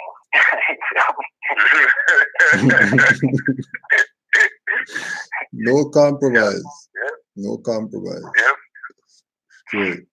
You said that. You saying the No, go ahead, Moore. Go ahead. Oh, okay. Real quick, just with him saying, how you stood on your square and whatnot, and knowing that you were more. Did you ever, while you were in the locker room in the NBA, deal with any other NBA players about nationality? Definitely. And that was another reason I was on my way out, because I became a threat, just period. Way before eating healthy, veganism, and a lot of things were mainstream, I was already on that. So like I say, in 2015, I was already telling people like, man, do you understand who you are? You know, I was raising humanity. You know what I mean? Like I was just passing on what I know. And still, I told GS the other day, like, I'm forever ignorant. Like that's my gift. Like I'll learn from anyone. But when people have that program, that generational curse of I'm a black man, or you know, I'm just an adjective, it's more so a mental illness than anything, because they can't accept anything outside of that paradigm. It's hard to penetrate it. I could give them my best shit. I could pull up a Tariq Bey best shit, but it just don't penetrate. You feel me? Some people it do, but from my experience, most people are willing to defend their current state to the death. Right. Even if what you've given them will improve their situation dramatically. I told GS, like, I didn't become rich as in spirit, until I found out who I was. It gave me so much confidence. That fogginess of not truly knowing where you come from, identifying yourself as an adjective, a black or color, whatever label that Carlos Linares gave us a long time ago, that is the most detrimental part of the black person personality, because they can't go back to a time where they were prosperous. As soon as we get in school, they giving us the slavery story. You feel me? Early, like slavery. It just make us dormant in so many ways. But once I realized, like, man, we built the world. We were real estate investors, and still, we gonna talk about that. Like, by consequentity, we real estate investors, but we'll get to that later. But we were finance gurus, science geniuses, math geniuses. That's because every Moor born back then could get her history from another Moor. It's like, that's how they kept the wealth going. The wealth isn't necessarily in finances. We're going to talk about that. But it's in human capital first and intellectual capital. That's what we had. That's why when they burned all our books, it hurt us so bad, because now we have to pick up our history at the slave trade, you know, at the slave trade, on the boats, or whatever the history they give us. Islam. But I feel like that's old now. Like, that shit over. Like, that's over. I feel like just by having this conversation, just by us coming together on this phone call, just by the conversation I've been having with Navi and GS, like, that shit over. Like, now we powerful. We powerful. We gonna buy all this back. Like, that's the vision. We're gonna buy all this back. We're gonna get back to our proper state. It's been long enough, but I don't believe everybody is just gonna come on board by giving them the word. Like, I feel like they need to see something. Like, that's how, just on some real shit, that's how you get our fallen soldiers, you feel me, or just I don't want to call them fallen, like, they're all family, but you get their attention by showing them shit. That's just the truth. And I was talking to GS, like, we gonna get our finances back. We're gonna incorporate group economics like the Jews. They got that from us. They got all the game, all the financial game, all the real estate game. The reason that I'm calling them Jews, but they got the game from us. They got the game from us and then hid the game from us. So my purpose and my place in this thing of ours is, I had to retire to get out of that bullshit so I can get into the politics, so I could infiltrate the government and find out the information that they don't want us to find out, so I can bring it back to us so we can apply it. And it may not be for this generation, but for our babies, just getting the ball rolling. And that's what I was talking to GS about. Like, that's my role. That's really what I want to do. That's why I'm here. Islam. When we look at because you're talking about the whole spiritual perspective, that this is not just, you know, a layman thing. This goes so far back in time. Us being the nobles goes so far back that we can't even play with that. This is just about some slavery or whatever. So what's the spiritual lesson as far as nationality with regard to, you know, from the health perspective to the mental and everything that comes prior to saying Bey or L or whatever? Mm-hmm. So I always felt that I was spiritual. I feel like innately we all have this spirituality within us. Some of us it lays dormant because of the fogginess, and some of us have tapped into it. I've always felt I've been spiritual, but I don't feel like you can truly be spiritual and not know thyself. That's like rule number one. Once you enter spirituality, you hear know thyself, know thyself, know thyself. But I feel like a lot of us truly don't know what that means. So I couldn't say I was spiritual until I truly knew who I was. Who am I? Where do I come from? Where can I look? How back into the past can I look and find a commonality?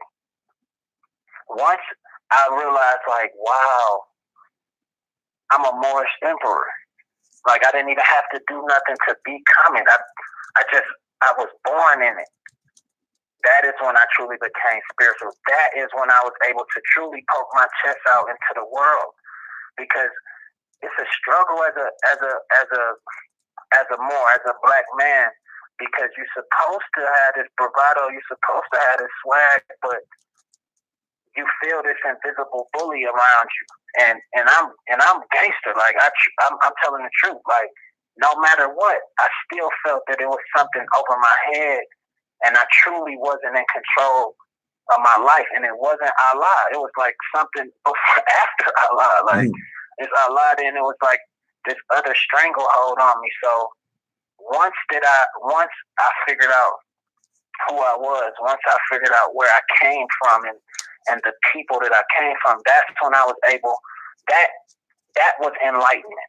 That everybody is enlightened in a different way. Like, that was enlightenment for me. That information led me to more priceless information about my diet. Like, damn, how did we used to eat? How did we used to move around? You know, like, oh, we were scientists. We were like that enlightenment. That's why I say that's when I became rich, because now I can be in different settings. I can be in different rooms. I can be in different school of thoughts and have my place. You know what I mean? Like, it's a certain, I can't explain, it's a certain energy once you truly know what you're here for and who you are. So I could say I was spiritual, but I didn't know thyself until I discovered my Moorish history. And now it's just like I'm being it. I know better now. Information and perspective can just lead you to your destiny, and that's what I feel like. Like, up until I realized like who I was, it was difficult for me to really look in the mirror. But now it's like, shit, it's whatever now. Islam. Now talk about that. the transition to vegan, Mm-hmm. because there's a lot of people even going there, you know, fixing their self from the health perspective. How do you that transition? Did you say talk about vegan? I didn't really hear you. Your vegan transition. Oh, my human transition. Vegan. Oh, vegan. Yeah. Oh, right. So growing up, I grew on the traditional hood diet. You know, I'm from Detroit, right? I'm from the west side of Detroit, so I grew up on the traditional hood diet, which is soul food, corner store chips, you know, just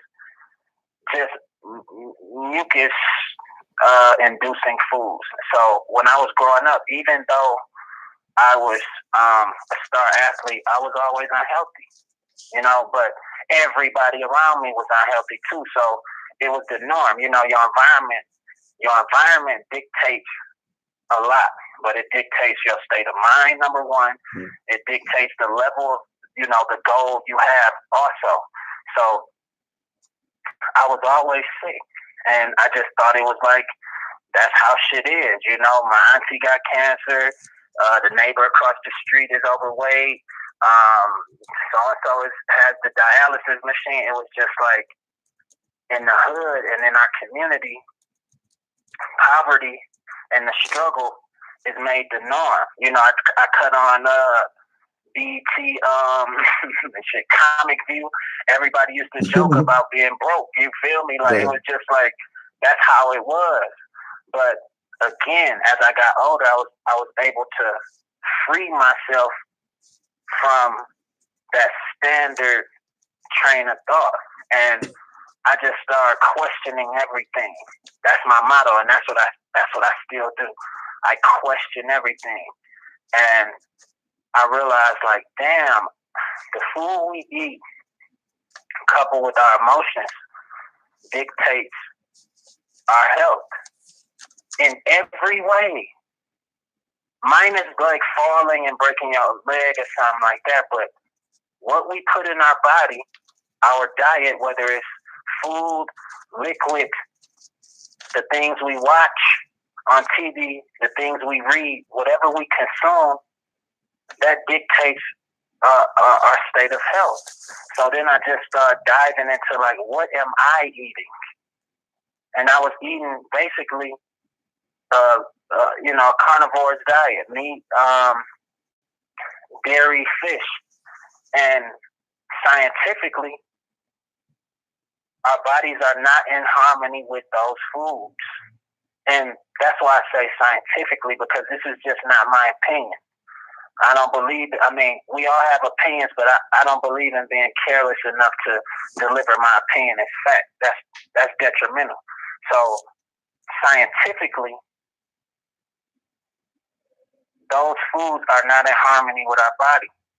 Allah does not make any mistakes, down to the T of the diet of a mosquito, down to the T of the diet of a bee. And so as the human being, we have a specific diet. So we're naturally fruit and plant-based. If we want to thrive naturally, that is our diet. That keeps me young. That keeps me sexy. You know, that keeps us at our optimal.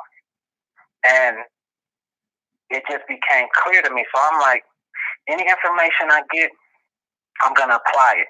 So before I just eliminated meat, and I gave it some time. Like, how do I feel? I felt great. I had more energy.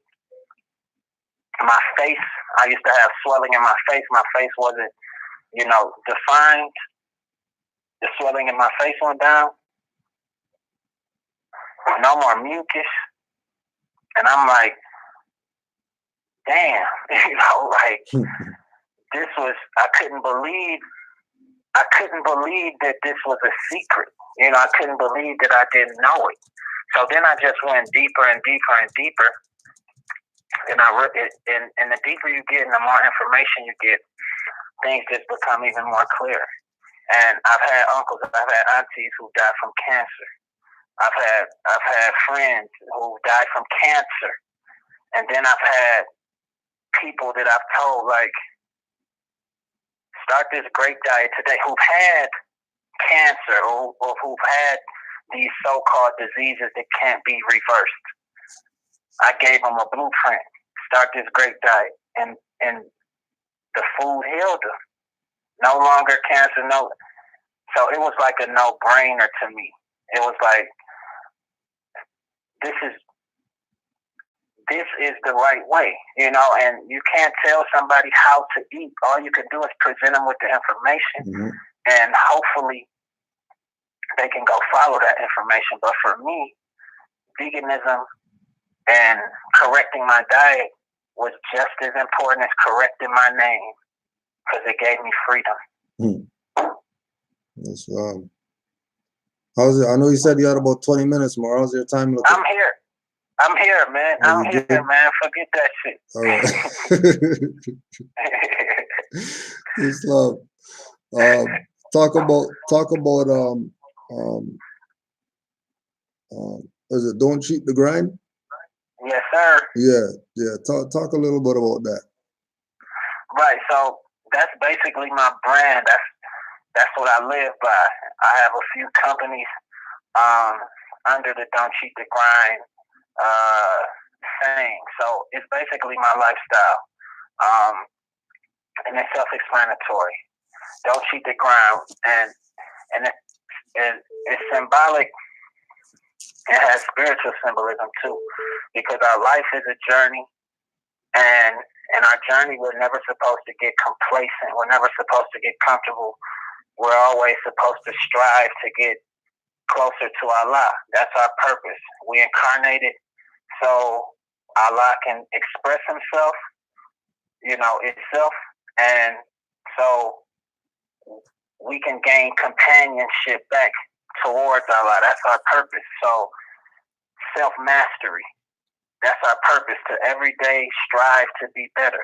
Don't cheat the grind. Every day strive to be better. It's going to be some ups and downs. It's going to be some backwards motion in the pendulum. I personally don't believe in hard times. I feel like we're too powerful to be victims, and that's just everybody on earth. Like, we're not here to struggle. We're not here to suffer.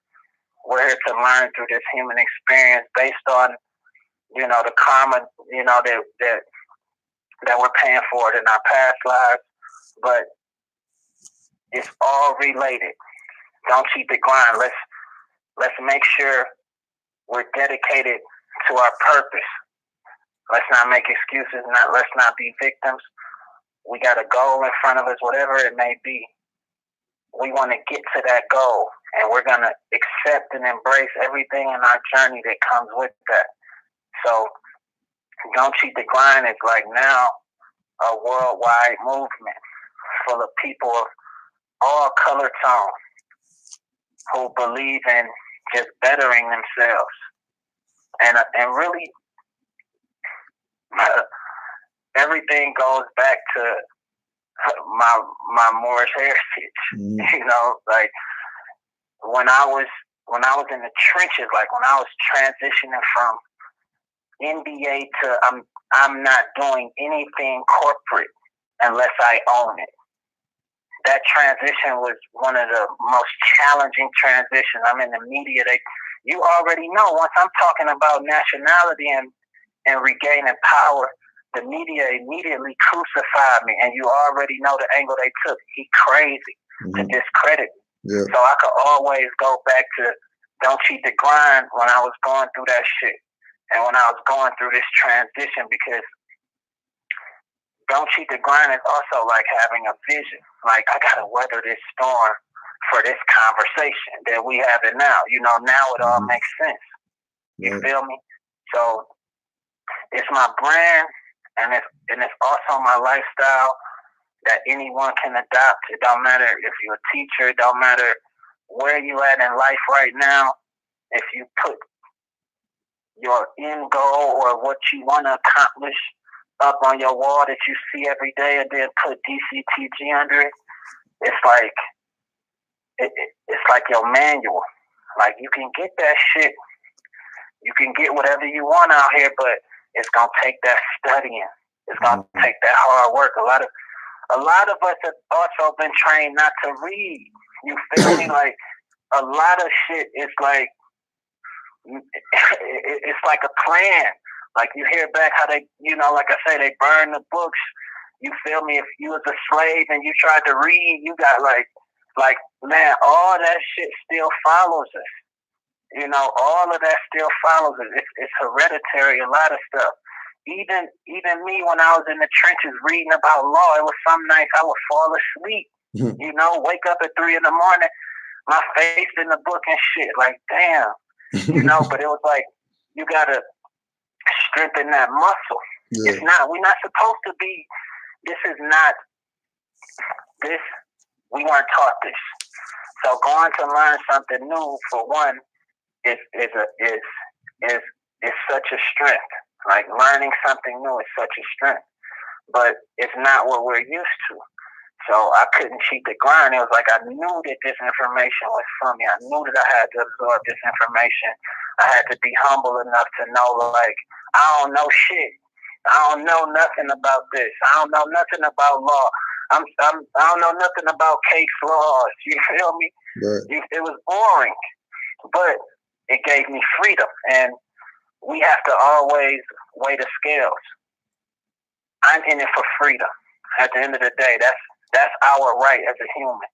What do I have to do? Okay, I incarnated on Earth as, and I incarnated in North America. Okay, it's already systems in place to keep me dormant and to keep me out of the game, especially the financial game. Do I accept that and pass this down to my children? Would my forefathers want me to do that, who was balling all over the world, 5 gold chains and shit? No, they wouldn't. So I'm not gonna cheat the grind. I gotta make sure I'm taking time out every day to study, even though I feel like I'm at a good place as far as my more studies. I'm still ignorant. There's still so much more I can know. So don't cheat the grind. It's just, let's do what we gotta do for freedom. Let's get out of that hamster wheel that we've been in, because we hate it. Like, we can't act like we don't hate that shit. Right. I hated the position I was in. I'm not going front. But hate it's a good part. Like, we can use that. It's passion and hate. Like, it's passion and being disgusted and unhappy. We're supposed to be unhappy if our situation is unideal, but we have to be the ones to change them, because we're not accepted in that system.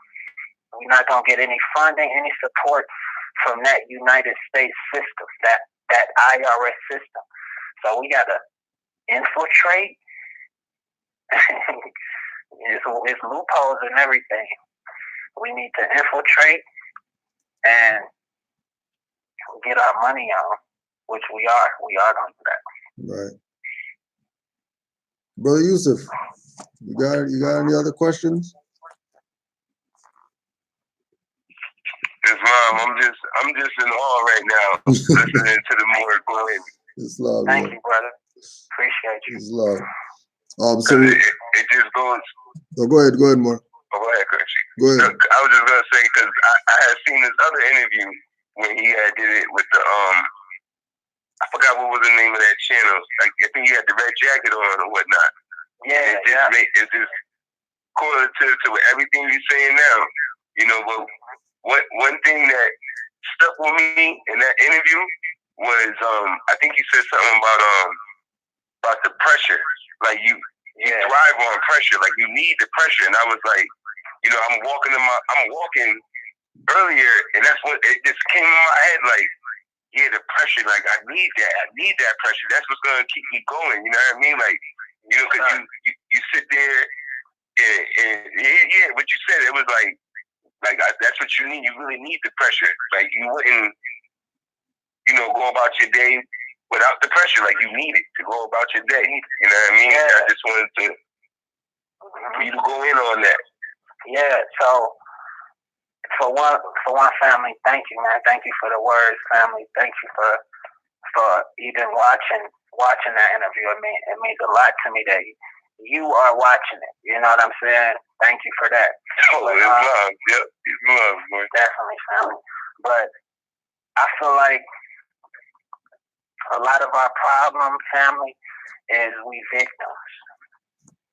We victims. Like, that victim mentality also has been given to us. I told GS, I told Grand Sheik, like, I hope this don't offend anybody, but even after we reclaim our nationality, that's where we stop. We still carry the mentality of the black mentality, and that's a mentality. That's why it's so detrimental. It's not a person, it's a fictitious entity. It's an idea. It's a paradigm. It's not even flesh and blood. Black, white, I mean, all that shit is just an idea. So a part of our code, a part of our makeup is being victims and folding under pressure, not wanting to fail or not wanting to just disrupt the status quo. And I'm like, fuck that. Like, that's what we gotta do. Cause we so powerful. So pressure came once I dropped, you know, my name. You feel me? Once I publicly disassociated with my old identity, so much pressure came, so much hate came, so much scrutiny came, and I'm like, I need this shit. This is what I need. Like, I don't want to live a life without pressure and stress, family, because we not here for that. You know what I mean? Like, I don't want a stress-free life. I want pressure. I want to make sure that, if, for example, if I'm in my comfort zone, we all know comfort is what's destroying us. It's an idea of comfort too, and it's not even our idea. It's not even our idea what comfort is. Me going to the NBA, that wasn't even my dream. Like, it was my dream based on the environment I was born in. Everything was so scarce. Like, football, basketball, all right, I'm tall and a little skinny. Like, this is what I gotta do. Yusuf, you can relate. Hey, I tried that football shit one day, real talk. Like, the coach put me like on defensive line. I'm like, man, it's my last day, baby. I can't do this. We're here, yep. You feel me? But I feel like the more pressure, the better, because I can, like, now I'm having this conversation. Now people know me. Like, Moors, a lot of times, in a lot of places, we obscure. You know, it's like, we know us. You feel me? We recognize us. But in order for us to make that global change, or just change that momentum, or get off the hamster wheel, we got to be more in these motherfuckers' face. That's how I feel. Like, and that come with scrutiny, that come with rejection in that system. But it's like, oh well, what I'm gonna do? Lay down? You feel me? Right. Like, what my forefathers do. You feel me? We can, because nobody else laying down. They all getting rich. They all proud of it. But in the just, you know, black community, we made to look at money like, you know, money the root of all evil. All of these cliches. You know, like, who said that? Like, where did this come from? It's like we're made to be dormant. We made to stay in this box. I was telling Grand Sheik, like, man, if our forefathers and foremothers were emperors and empresses, and they ran the planet, not just a little part, they ran the planet, dog, their money had to be right. You feel me? They had to be financial geniuses. They had to be. That's the only way you can reign for that long. You had to be. So that's I was talking to GS, like, man, we need a more real estate investment trust. The only reason America is for sale, like they say, is because we don't know it's our shit. We got stripped of the shit. Anybody who comes to North America and try to buy some land should be writing us checks. Right. That's another part of nationality that I really want to talk about. Like, nationality also puts us in the proper place of the law. Like, we can't be on both sides. Like, we don't care for the law, but we also, care for the law. It's like, which one is it? You feel me? So nationalizing puts us in that proper place where we're not dead in the eyes of the law. Once you identify as a black person, your money can't be right. Period. Like, it's gonna be hard. It's gonna be hard because everything against you. Everything as far as the financial world is against you. Once you allow that system to say you are a person, you feel me? Once we nationalize and we come together, like seriously come together, not just talking, and come together, put our resources together, put our finances together, we should create a real estate investment trust, a Moors real estate investment trust, where down the line we're passing checks down. You feel me? Our children are just eating. You dig? But that's a we gonna get to all that. Yeah. We gonna get to all that. But I'm about this. Hey, I'm about us stunting again. Like, I mean, I may be, hey, I don't give a shit. I want the Moors to reign supreme again. I want us to stunt again. We used to come through stunting. We used to be so flashy, flamboyant, because we was confident in our systems we set up. That's all we got to do. Just create some more trust. Get back to how we was. Mm-hmm. But we can't be scared to talk about that paper. We got to be able to talk about that paper, because really, that is what's going to make us. That's what's going to make us prominent. That's what's going to attract more of us. The black culture is like, we want to see something. Right. We want to see something. Yeah. You feel me? Information, cool. You got to be a real student to really seek this information on. That's just not in our makeup. We want to be entertained more than we want to learn. That's our code right now. Mm-hmm. So we got to entertain them a little bit. Entertain them a little bit, and that's gonna draw them into the information. That's gonna bring them to the temples. So a big part of a big part of my view on us getting back to that place of prominence is economics, group economics, shared economy, and then going to buy back the land that is ours. We say we the heirs of the land. Well, we gotta own that shit, which we are. Right.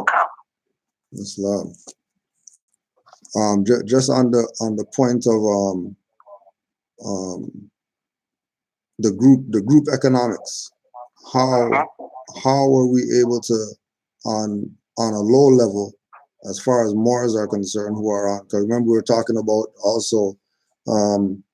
Not every Moor is on our page.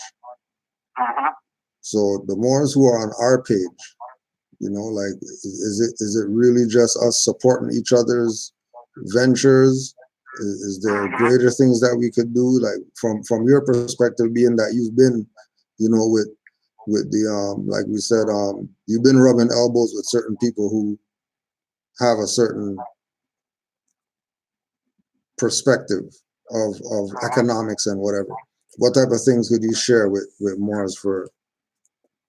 So again, it's strength in numbers, but we can't expect everybody to participate. It's been like that. I mean, forever. Everybody won't participate, but the ones that do, we just have to concentrate. We just have to concentrate. Just like with the prophet, everybody didn't believe him. He had to lure us in. He had to lure us in by demonstration mainly. And that's the same approach I feel that we should take. The few of us who are dedicated to the Moorish movement and want to see it back in its prominent state, we have to be the representation. We have to be the demonstration to lure other people. Like any speaker, they first started on like the street corner, you know, Malcolm, like you go back to the movie, he started just speaking in front of like 4 or 5 people, and then it grew and grew and grew with consistency. So the ones who are really committed to like, we ain't shy, we want to get our money up. We tired of this shit. Like I know a lot of Moors are, but it's a quiet thing. It's like, that's what I said. Like we nationalize, but we still have black ways. Like where we don't want to talk about money. It don't matter. You know, we're not judgmental. We family. We got to be able to talk openly about our finances. We got to talk truthfully about our finances in order for our finances to change. So to answer your question, the Moors who aren't afraid to, you know, to put their heart on the line for this shit, got to come to the plate and begin strategizing. But like I said, the most indestructible asset, I'm all about assets, and I'm big on economics. We're taught to spend in the black community. We get money, we get income, and go straight to groceries, bills, and then ain't shit left. For real. We have to build assets. We have to invest in assets. I was telling the Grand Sheik, like, imagine we come together. We get a 30-unit apartment. GS, he owns this 30 unit. He can front 5 units to whoever he wants. He's still getting money. He's still getting income from 25 other units. Let's say some Moors fall on hard times. You know, they're facing eviction. We got 2 units for. You feel me? Right. Like this shit a lot easier than it. This shit is a lot easier than it seems. It just seems so far because we're not in that world. That's why I left basketball, because even though I was making 6 and 7 figures, it was still that I was financially illiterate. You know, I still had the black person mentality where you get the money and you spend. I had to learn investment as an adult as I was on my way out. And once you truly learn investment, you realize, like, even though a building say it's 10 million, you really ain't putting nowhere near 10 million to get that building. And if you got people, if you got group economics, that play is a lot easier to make. So I'm big on real estate because, for one, this is our land. There's no debate. There's no debate. This is a fact. We inherited this land. You can't, like I said, you can't go to Italy and just be like, I'm about to buy this land. It's like, huh? That's ridiculous. Stop. That's how it should be on our land. You got to write us a check if you want to buy it. If you want to put a mall here. If you want to build something here, we need 10 million for that. And then whoever owns that building in that real estate trust can reinvest it back into the trust. Buy more land, reinvest, buy more land, and the selfishness is out the window. Everybody is eating, everybody feels good. The reason a lot of us are selfish and a lot of us have greed, but at the same time say money isn't everything, is because it's scarcity. It's not enough resource. We feel like it's not enough resource. We got to hold on to the small money we have. The little we got. We can't share. But once we start getting back into our old paradigm, our true Moorish identity, we were all sharing. We were all taking care of each other. It's a reason we don't see homeless Mormons. I've never seen one. I don't think anyone has.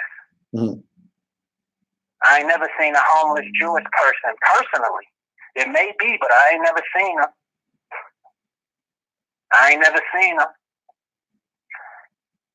Because they don't get down like that. They got a system where they take care of each other. And if somebody not a part of it, that's their choice. But once other Moors, once black people see how we're eating, how we distributing this money, and how everybody's needs and wants are met, who is a part of this, that'll draw others in. And we open arms policy at all times, because the more the merrier. The less money the concentrated few at the beginning will have to find and put up. But I don't believe in scarcity. I believe in abundance. I'm from the hood, but I don't have that mentality no more. If money is scarce in your mind, it's scarce. If it's a shortage, it's a shortage. Right. Period. So I'm big on, I don't know if y'all seen, I got a scholarship fund where I send kids from the hood to college. You feel me? I send kids from the hood to college tuition free. That's just my start. I'm doing this solo though. Like, I don't have any investors. I don't have no banker. I don't have none of that shit. I'm doing this solo. And this is charity, also as many tax breaks in charity. We're going to talk all about this. We shouldn't ever be taxed. We know that, but we shouldn't be taxed for real. We shouldn't be taxed for real. But talking about go ahead. Talking about the thing with the taxes, for example, the idea of the Inquisition Revenue Services, the IRS, and them going at people like in your bracket and all that stuff. Do they go at them as much as we think that they do? Like, are the players really shelling out to IRS and these people as much as? For sure. Yeah. For sure. Well, it's interesting that you mentioned the IRS, yes, because once I began my journey into my Moor studies, one of the first books I picked up from R.B. Bey Publications was the IRS book, and studying the IRS. So, as we know, the United States is an appendage of us. It's an appendage of America, the United States government. We allow this. We signed treaties to allow them to do business on our land. So a lot of us feel like the IRS is a tool against us. But just like the Constitution, we had say-so in all of the documents. They didn't even know how to, you feel me? They didn't even know how to do this shit. They didn't even know how to articulate this way. We were already taxing.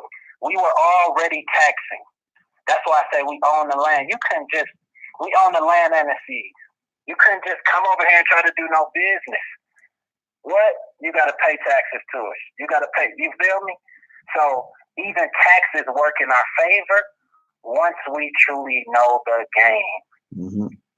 Taxes hurt the poor and middle class the most. And poor is an energy for me. It's an idea for me. It hurts them the most because once you declare yourself, you settle for like a poverty or middle class, you're getting taxed the most. You're encouraged to take a job. So your earned income is immediately taxed before you see it. So that's with anything if you're an employee. So I was an employee. I just worked for a high-paying organization, but I was an employee. So I didn't see my money. Soon as I got paid, let's say I get a check. Let's say I get a check for $1.7 million. That really may be like $900,000, and then that's throughout the year. So the IRS, just like any other system in place, is there for us to manipulate. So now that I don't play basketball, this is how my taxes go. I'm an entrepreneur. I'm not under any jurisdiction. No government entity has a tie to my income because I'm a free man. So whatever income I get, instead of it getting taxed before I get it, like most income checks, the government has already had their hand. The U.S. government has already had their hand in your check before you get to it. once we nationalize, once we create these trusts, once we create these foundations in our name, we create our own banking system. That's what the Rockefellers do. That's what the Rothschilds did.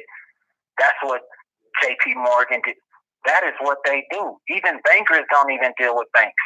Even bankers don't even deal with the IRS. That's why the saying goes, the rich don't pay taxes, because they really don't. They just re-energize their money within their own banking system, which are trusts, which are foundations. So it's a way for us to not be corporations but own them.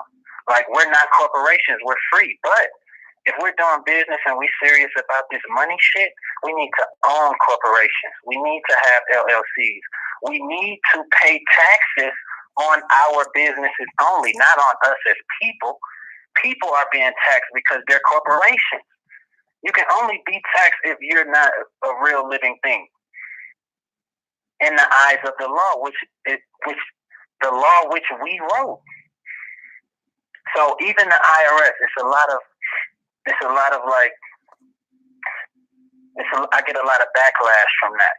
But these systems have been in place, not necessarily the IRS, but we've been using tax systems more. Europeans used to try to come to English. They had to pay taxes to do any business. This is our creation. So they, just like language, just like culture, the Europeans adopted our system and now are using it against us like they're doing everything. Yeah. Right. That's law. Brother Yusuf, you still there?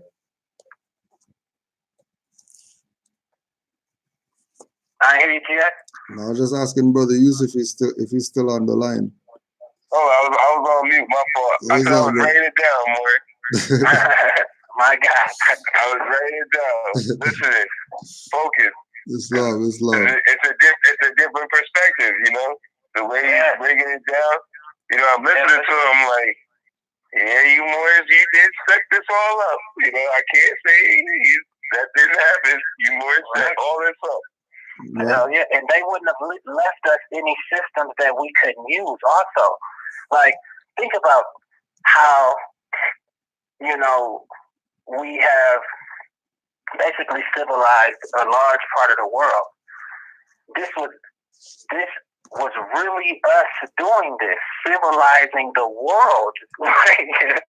This is a big responsibility and a major 180 to the position we are in now. We can't go from civilizing the world to being victims. I just look at my forefathers frowning at me like, what the fuck, more? How can you be a victim? We built this world. Don't you understand your power? How can you just listen to other people without questioning it? If we don't feel, and we know when we don't feel good about shit. Like, we know when we don't feel right about situations in our spirit.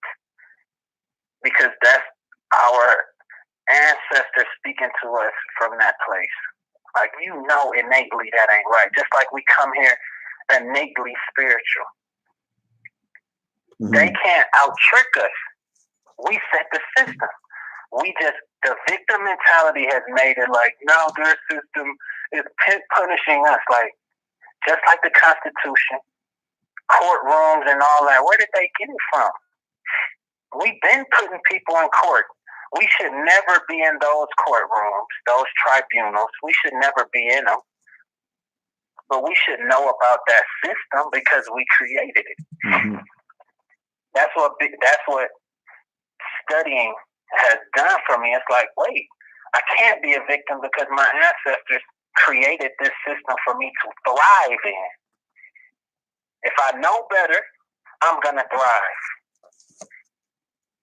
And that's how I feel like it's just missing information for us.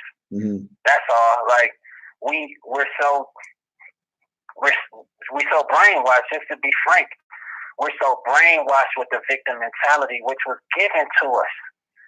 It was given to us strategically, man. I was just talking to my girl. Like, I remember how just depressing it felt when I was in elementary school and I used to have to watch Roots.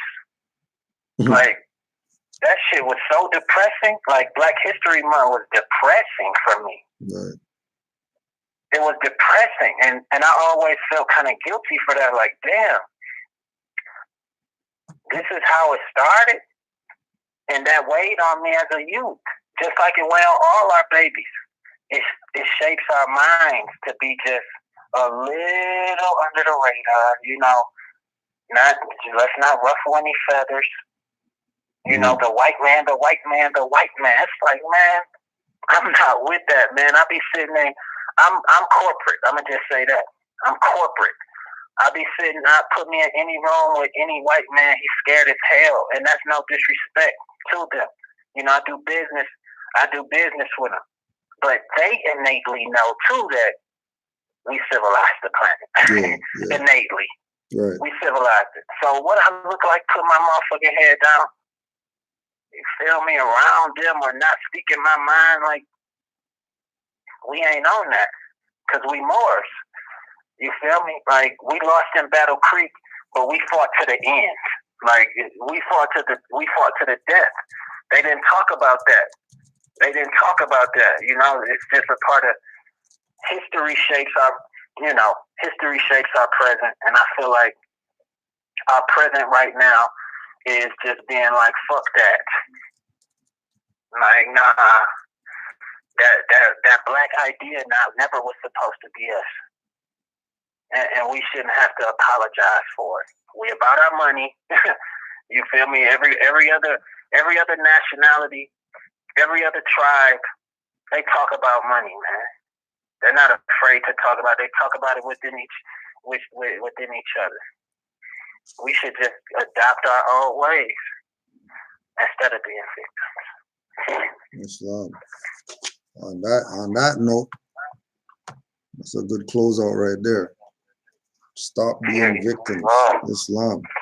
But we'll definitely do this. We'll definitely do this again. For sure, man. Just let me know. Again. For sure. Anytime, family. I appreciate y'all. Love y'all. You feel me? Like, we connected, and let's build from here. Seriously. No like, doubt. Let's build from here. Not just, you know, how people come on the show or just, you know, be out on the streets. And, you know, no disrespect. We all have our positions. But we got to get past, like, we got to be superior in action now. We got babies. You know, the future is depending on us now and how we step up to the plate. Right. So I'm glad that I got to get on with y'all, family. I appreciate it. I'm humble. You know, everybody in the studio, everybody in the room that I can't see, I appreciate everybody. What you have anything that you got a plug site or whatever? Anything that you got to put out there to let the people know about? I got an interview on DCTG Management. It's DCTGMGMT.com. I got an interview that I recently did, and I'm speaking in depth on just everything that's going on in my life and my transition from sports to where I am now. But I also speak on the reason and the purpose of me reclaiming my nationality and the steps I took to get there. So I feel like information is more important than anything right now. Like, I'm not trying to sell nothing. I'm just trying to give us, like, information that I feel that can help us. That's a lot more. Brother Yusuf, got any closeouts? Yeah, can you say that one more time? DC? Yeah, DCTGMGMT.com.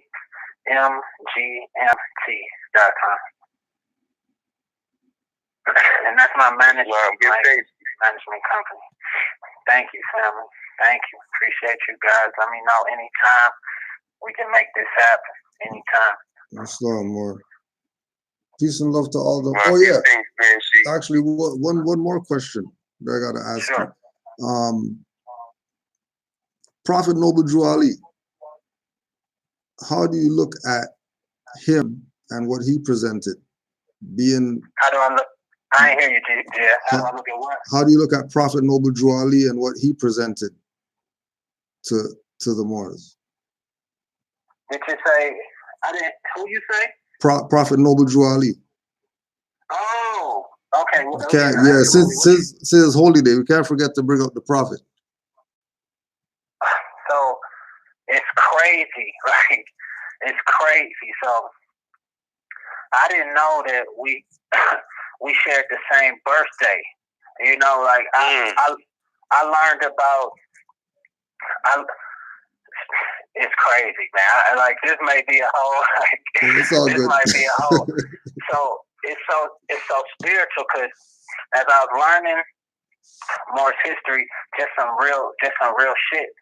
I didn't learn about the Prophet before I learned about our history. So as it was kind of backwards. You feel me? Like his story came at like I was already a couple months deep in my study, and I wasn't getting to his story. I knew the name. I knew everything about him, but his story. So I saw that, and at the time I was living. Oh man. So I was living in Philly for a minute. You feel me? It's like a part of my story nobody knows. This is how I know, like everything was just destiny. Like this was gonna happen. This was already written. So I was living in Philly way before I knew anything about being a Moor, anything about nationality. I was still asleep. So I would always get Moors from temples just approaching me, like, just approaching me, not necessarily trying to recruit me, just like making me aware. You feel me? But again, I was asleep. Like I'm just tied up and I ain't even thinking about that, right? Mm. So as I started going deep into my study, I started remembering, like, damn, you feel me? I was hearing about the Prophet. I was hearing about more. It was like everything was making sense. So once I dove, I had to dive straight in. I had to dive straight into the Prophet. I just had to know, like, how, like, it just seemed so godly. It was almost godly. Mm. You feel me? Like, I almost look at him like one of the gods. Like, even though it's scripted and written and everything is so prophetic, that he really does align with all of the gods. It was still like it's too. When I talk about him, bro, it's like it's almost hard to put into words. G. Like from studying in Egypt, and it was just all just too, like, it was just surreal. So boom, I get to the part where he was born on January 8th, and it was like I was born on January 8th too. Like, that moment for me is crazy. You asked me that. That moment for me was like it was like something came over my body. Yeah. Because he was saying the same stuff that I didn't necessarily feel comfortable saying once I became, once I reclaimed my nationality. Like, he was big on politics and government. He was going to visit the president. Like, he was doing a lot of things that at my time of study, or at the place I was at in my life of study, where the Moors that I was listening to on podcasts or, just watching on like those street debates with like Sinetter, right. They weren't talking about that. They weren't talking about money.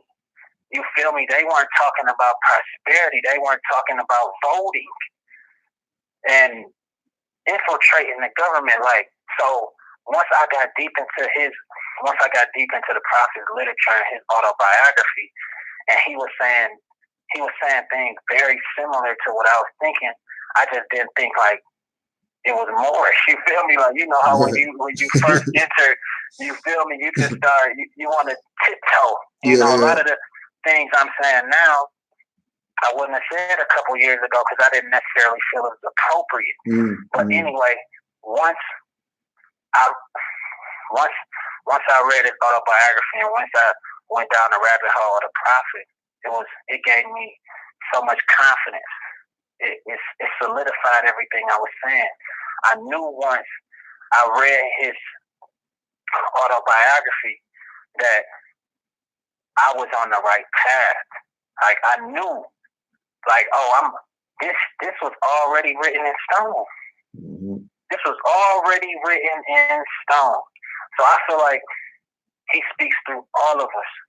He lives through all of us. Like he knew that he couldn't reach everyone too. He knew that it'll be a few of us who turn our back on him, on the movement. He was saying all of the stuff that I felt, and I feel like the ones who received this are part of his like spirit, like all of us, male, female, we all share that spirit. It's a part of he is within us. Like that's how I feel. That's like right. I look at him like he's one of the gods, period. And that's just period.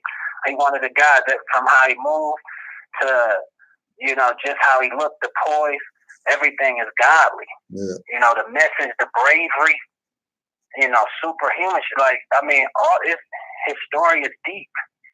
His story is deep. Like from studying in Egypt to the family situation to being abandoned to just like even discovering our history. I feel like he was the prototype. Like he discovered it in the same way we all did by just some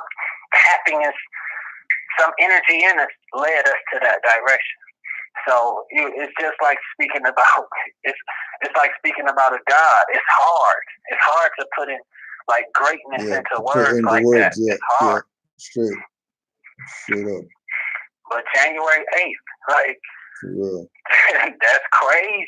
You feel me? That's crazy. But I embrace it, man. I love that. I love us.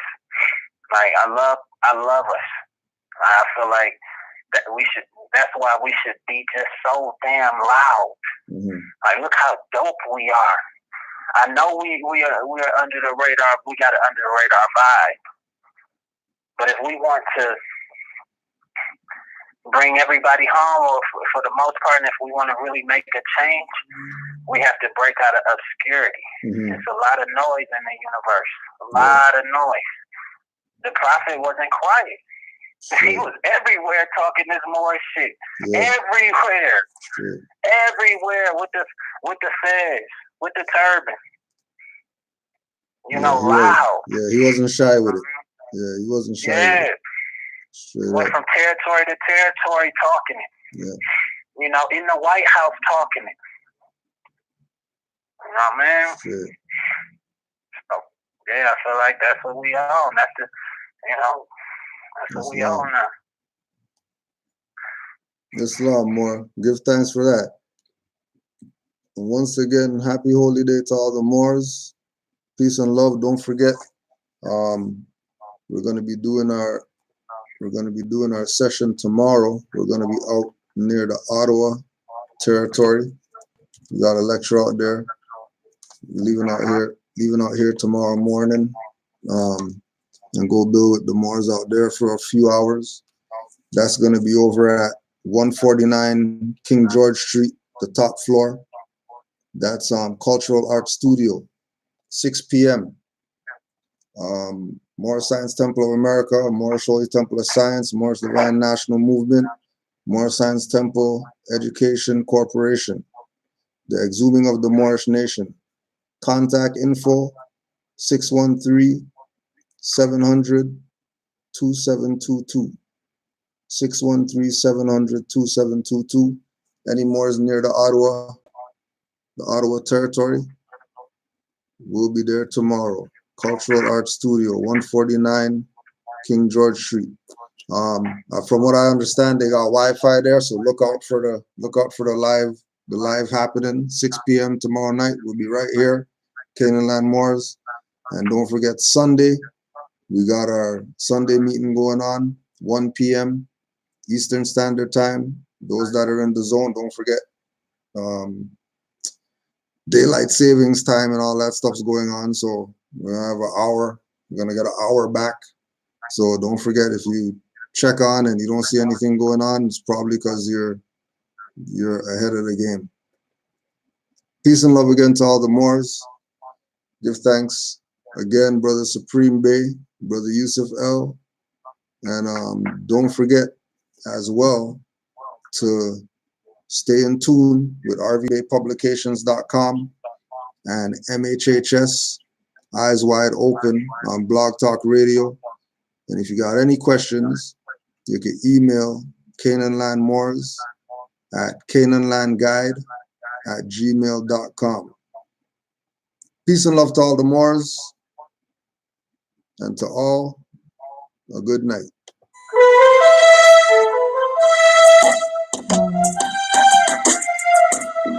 Yeah. Alright, Chef, what up? CMP, what up? Masons think they add up, but they tack down tassels. Watch me send you rope to Albion in a lasso. Caucasoid hybrid, sun burns your eyelids. To the human fam, we created a virus. Some help to build, but most destroy. A future through melanin girls and melanin boys. Fast food, television, miseducation. Missed the history, stole the rights from our nation. National appellation, not in all capitals. Tribes of nobles and noblesse with woven crest. Fezzes and sashes, shawls and vests. On Ashkenazi Jews, I put an alpha hex, omega the rest. Without a bloody mess, left dead in some Nikes like David Koresh. Burn out your temple with myrrh and frankincense. To work a ritual, it's all about intent and invent. Melanin, the magic dust, trust me. I say to all Opuna while all Orishas love me, trust me. Black candles, we got red ones too. When lit with every fake, this is deja vu. With no Denzel, cause Washington won the Grammy. He doesn't even know Washington is his granny. Could've sniped Wesley, but went for tax evasion. Moors and courts facing these judge masons. Give back your rituals and your Babylon ways. Give back your holy books, call me rebellious slave. Give back your story, there's more truth in mine. Give back your crucifix, hanging tree boots and swine. Give back your rituals and your Babylon ways. Give back your holy books, call me rebellious slave. Give back your story, there's more truth in mine. Give back your crucifix, hanging tree boots and swine. Coming to you from the blackness in peyote teepees. Not the head rush from ice or sucking freezies. You could choose to research, don't believe me. Key of life songs cause inner visions and wonders like Stevie. Walk through the world under. Your mind feels like tundra soil. Hit you like Shango when my blood's on boil. Come as Bata'Allah or Batala. With one eye for sight, I can see from afar. Mermaids and mermen cry for tadpoles and jaws. Trying to get the serious, they call it mission to Mars. To get you not looking, distract attention. Not to mention, but they have your brains in a lasso. And your pineal gland tattooed. With designs calcified, my height is amplified. To levels so deep, my flow is amphibious style. Leaving clansmen bloody in a hideous pile. Not like King Leonidas and Spartan saying 300 to call a legion of raw. You must be frontin' like European pharaohs before the 18th dynasty. Coming and killing me and saying they nasty. One golden firewall so you can't catch me. Had to jack your beat cause the shit's catchy. Sometimes a fake proves my face screw like little Scrappy. And at the piggies with the scanners trying to speed trap me. Cause I'm repping blue bloods wanna cap me. I told you, boys in blue thinking I'm a Crip soldier. Give back your rituals and your Babylon ways. Give back your holy books, call me rebellious slave. Give back your story, there's more truth in mine. Give back your crucifix, hanging tree boots and swine. Give back your rituals and your Babylon ways. Give back your holy books, call me rebellious slave. Give back your story, there's more truth in mine. Give back your crucifix, hanging tree boots and swine. On the real. Fake Moors know the deal. Yo, Red Kid, what up? That's how we do it. Give back your rituals and your Babylon ways. call me rebelliously.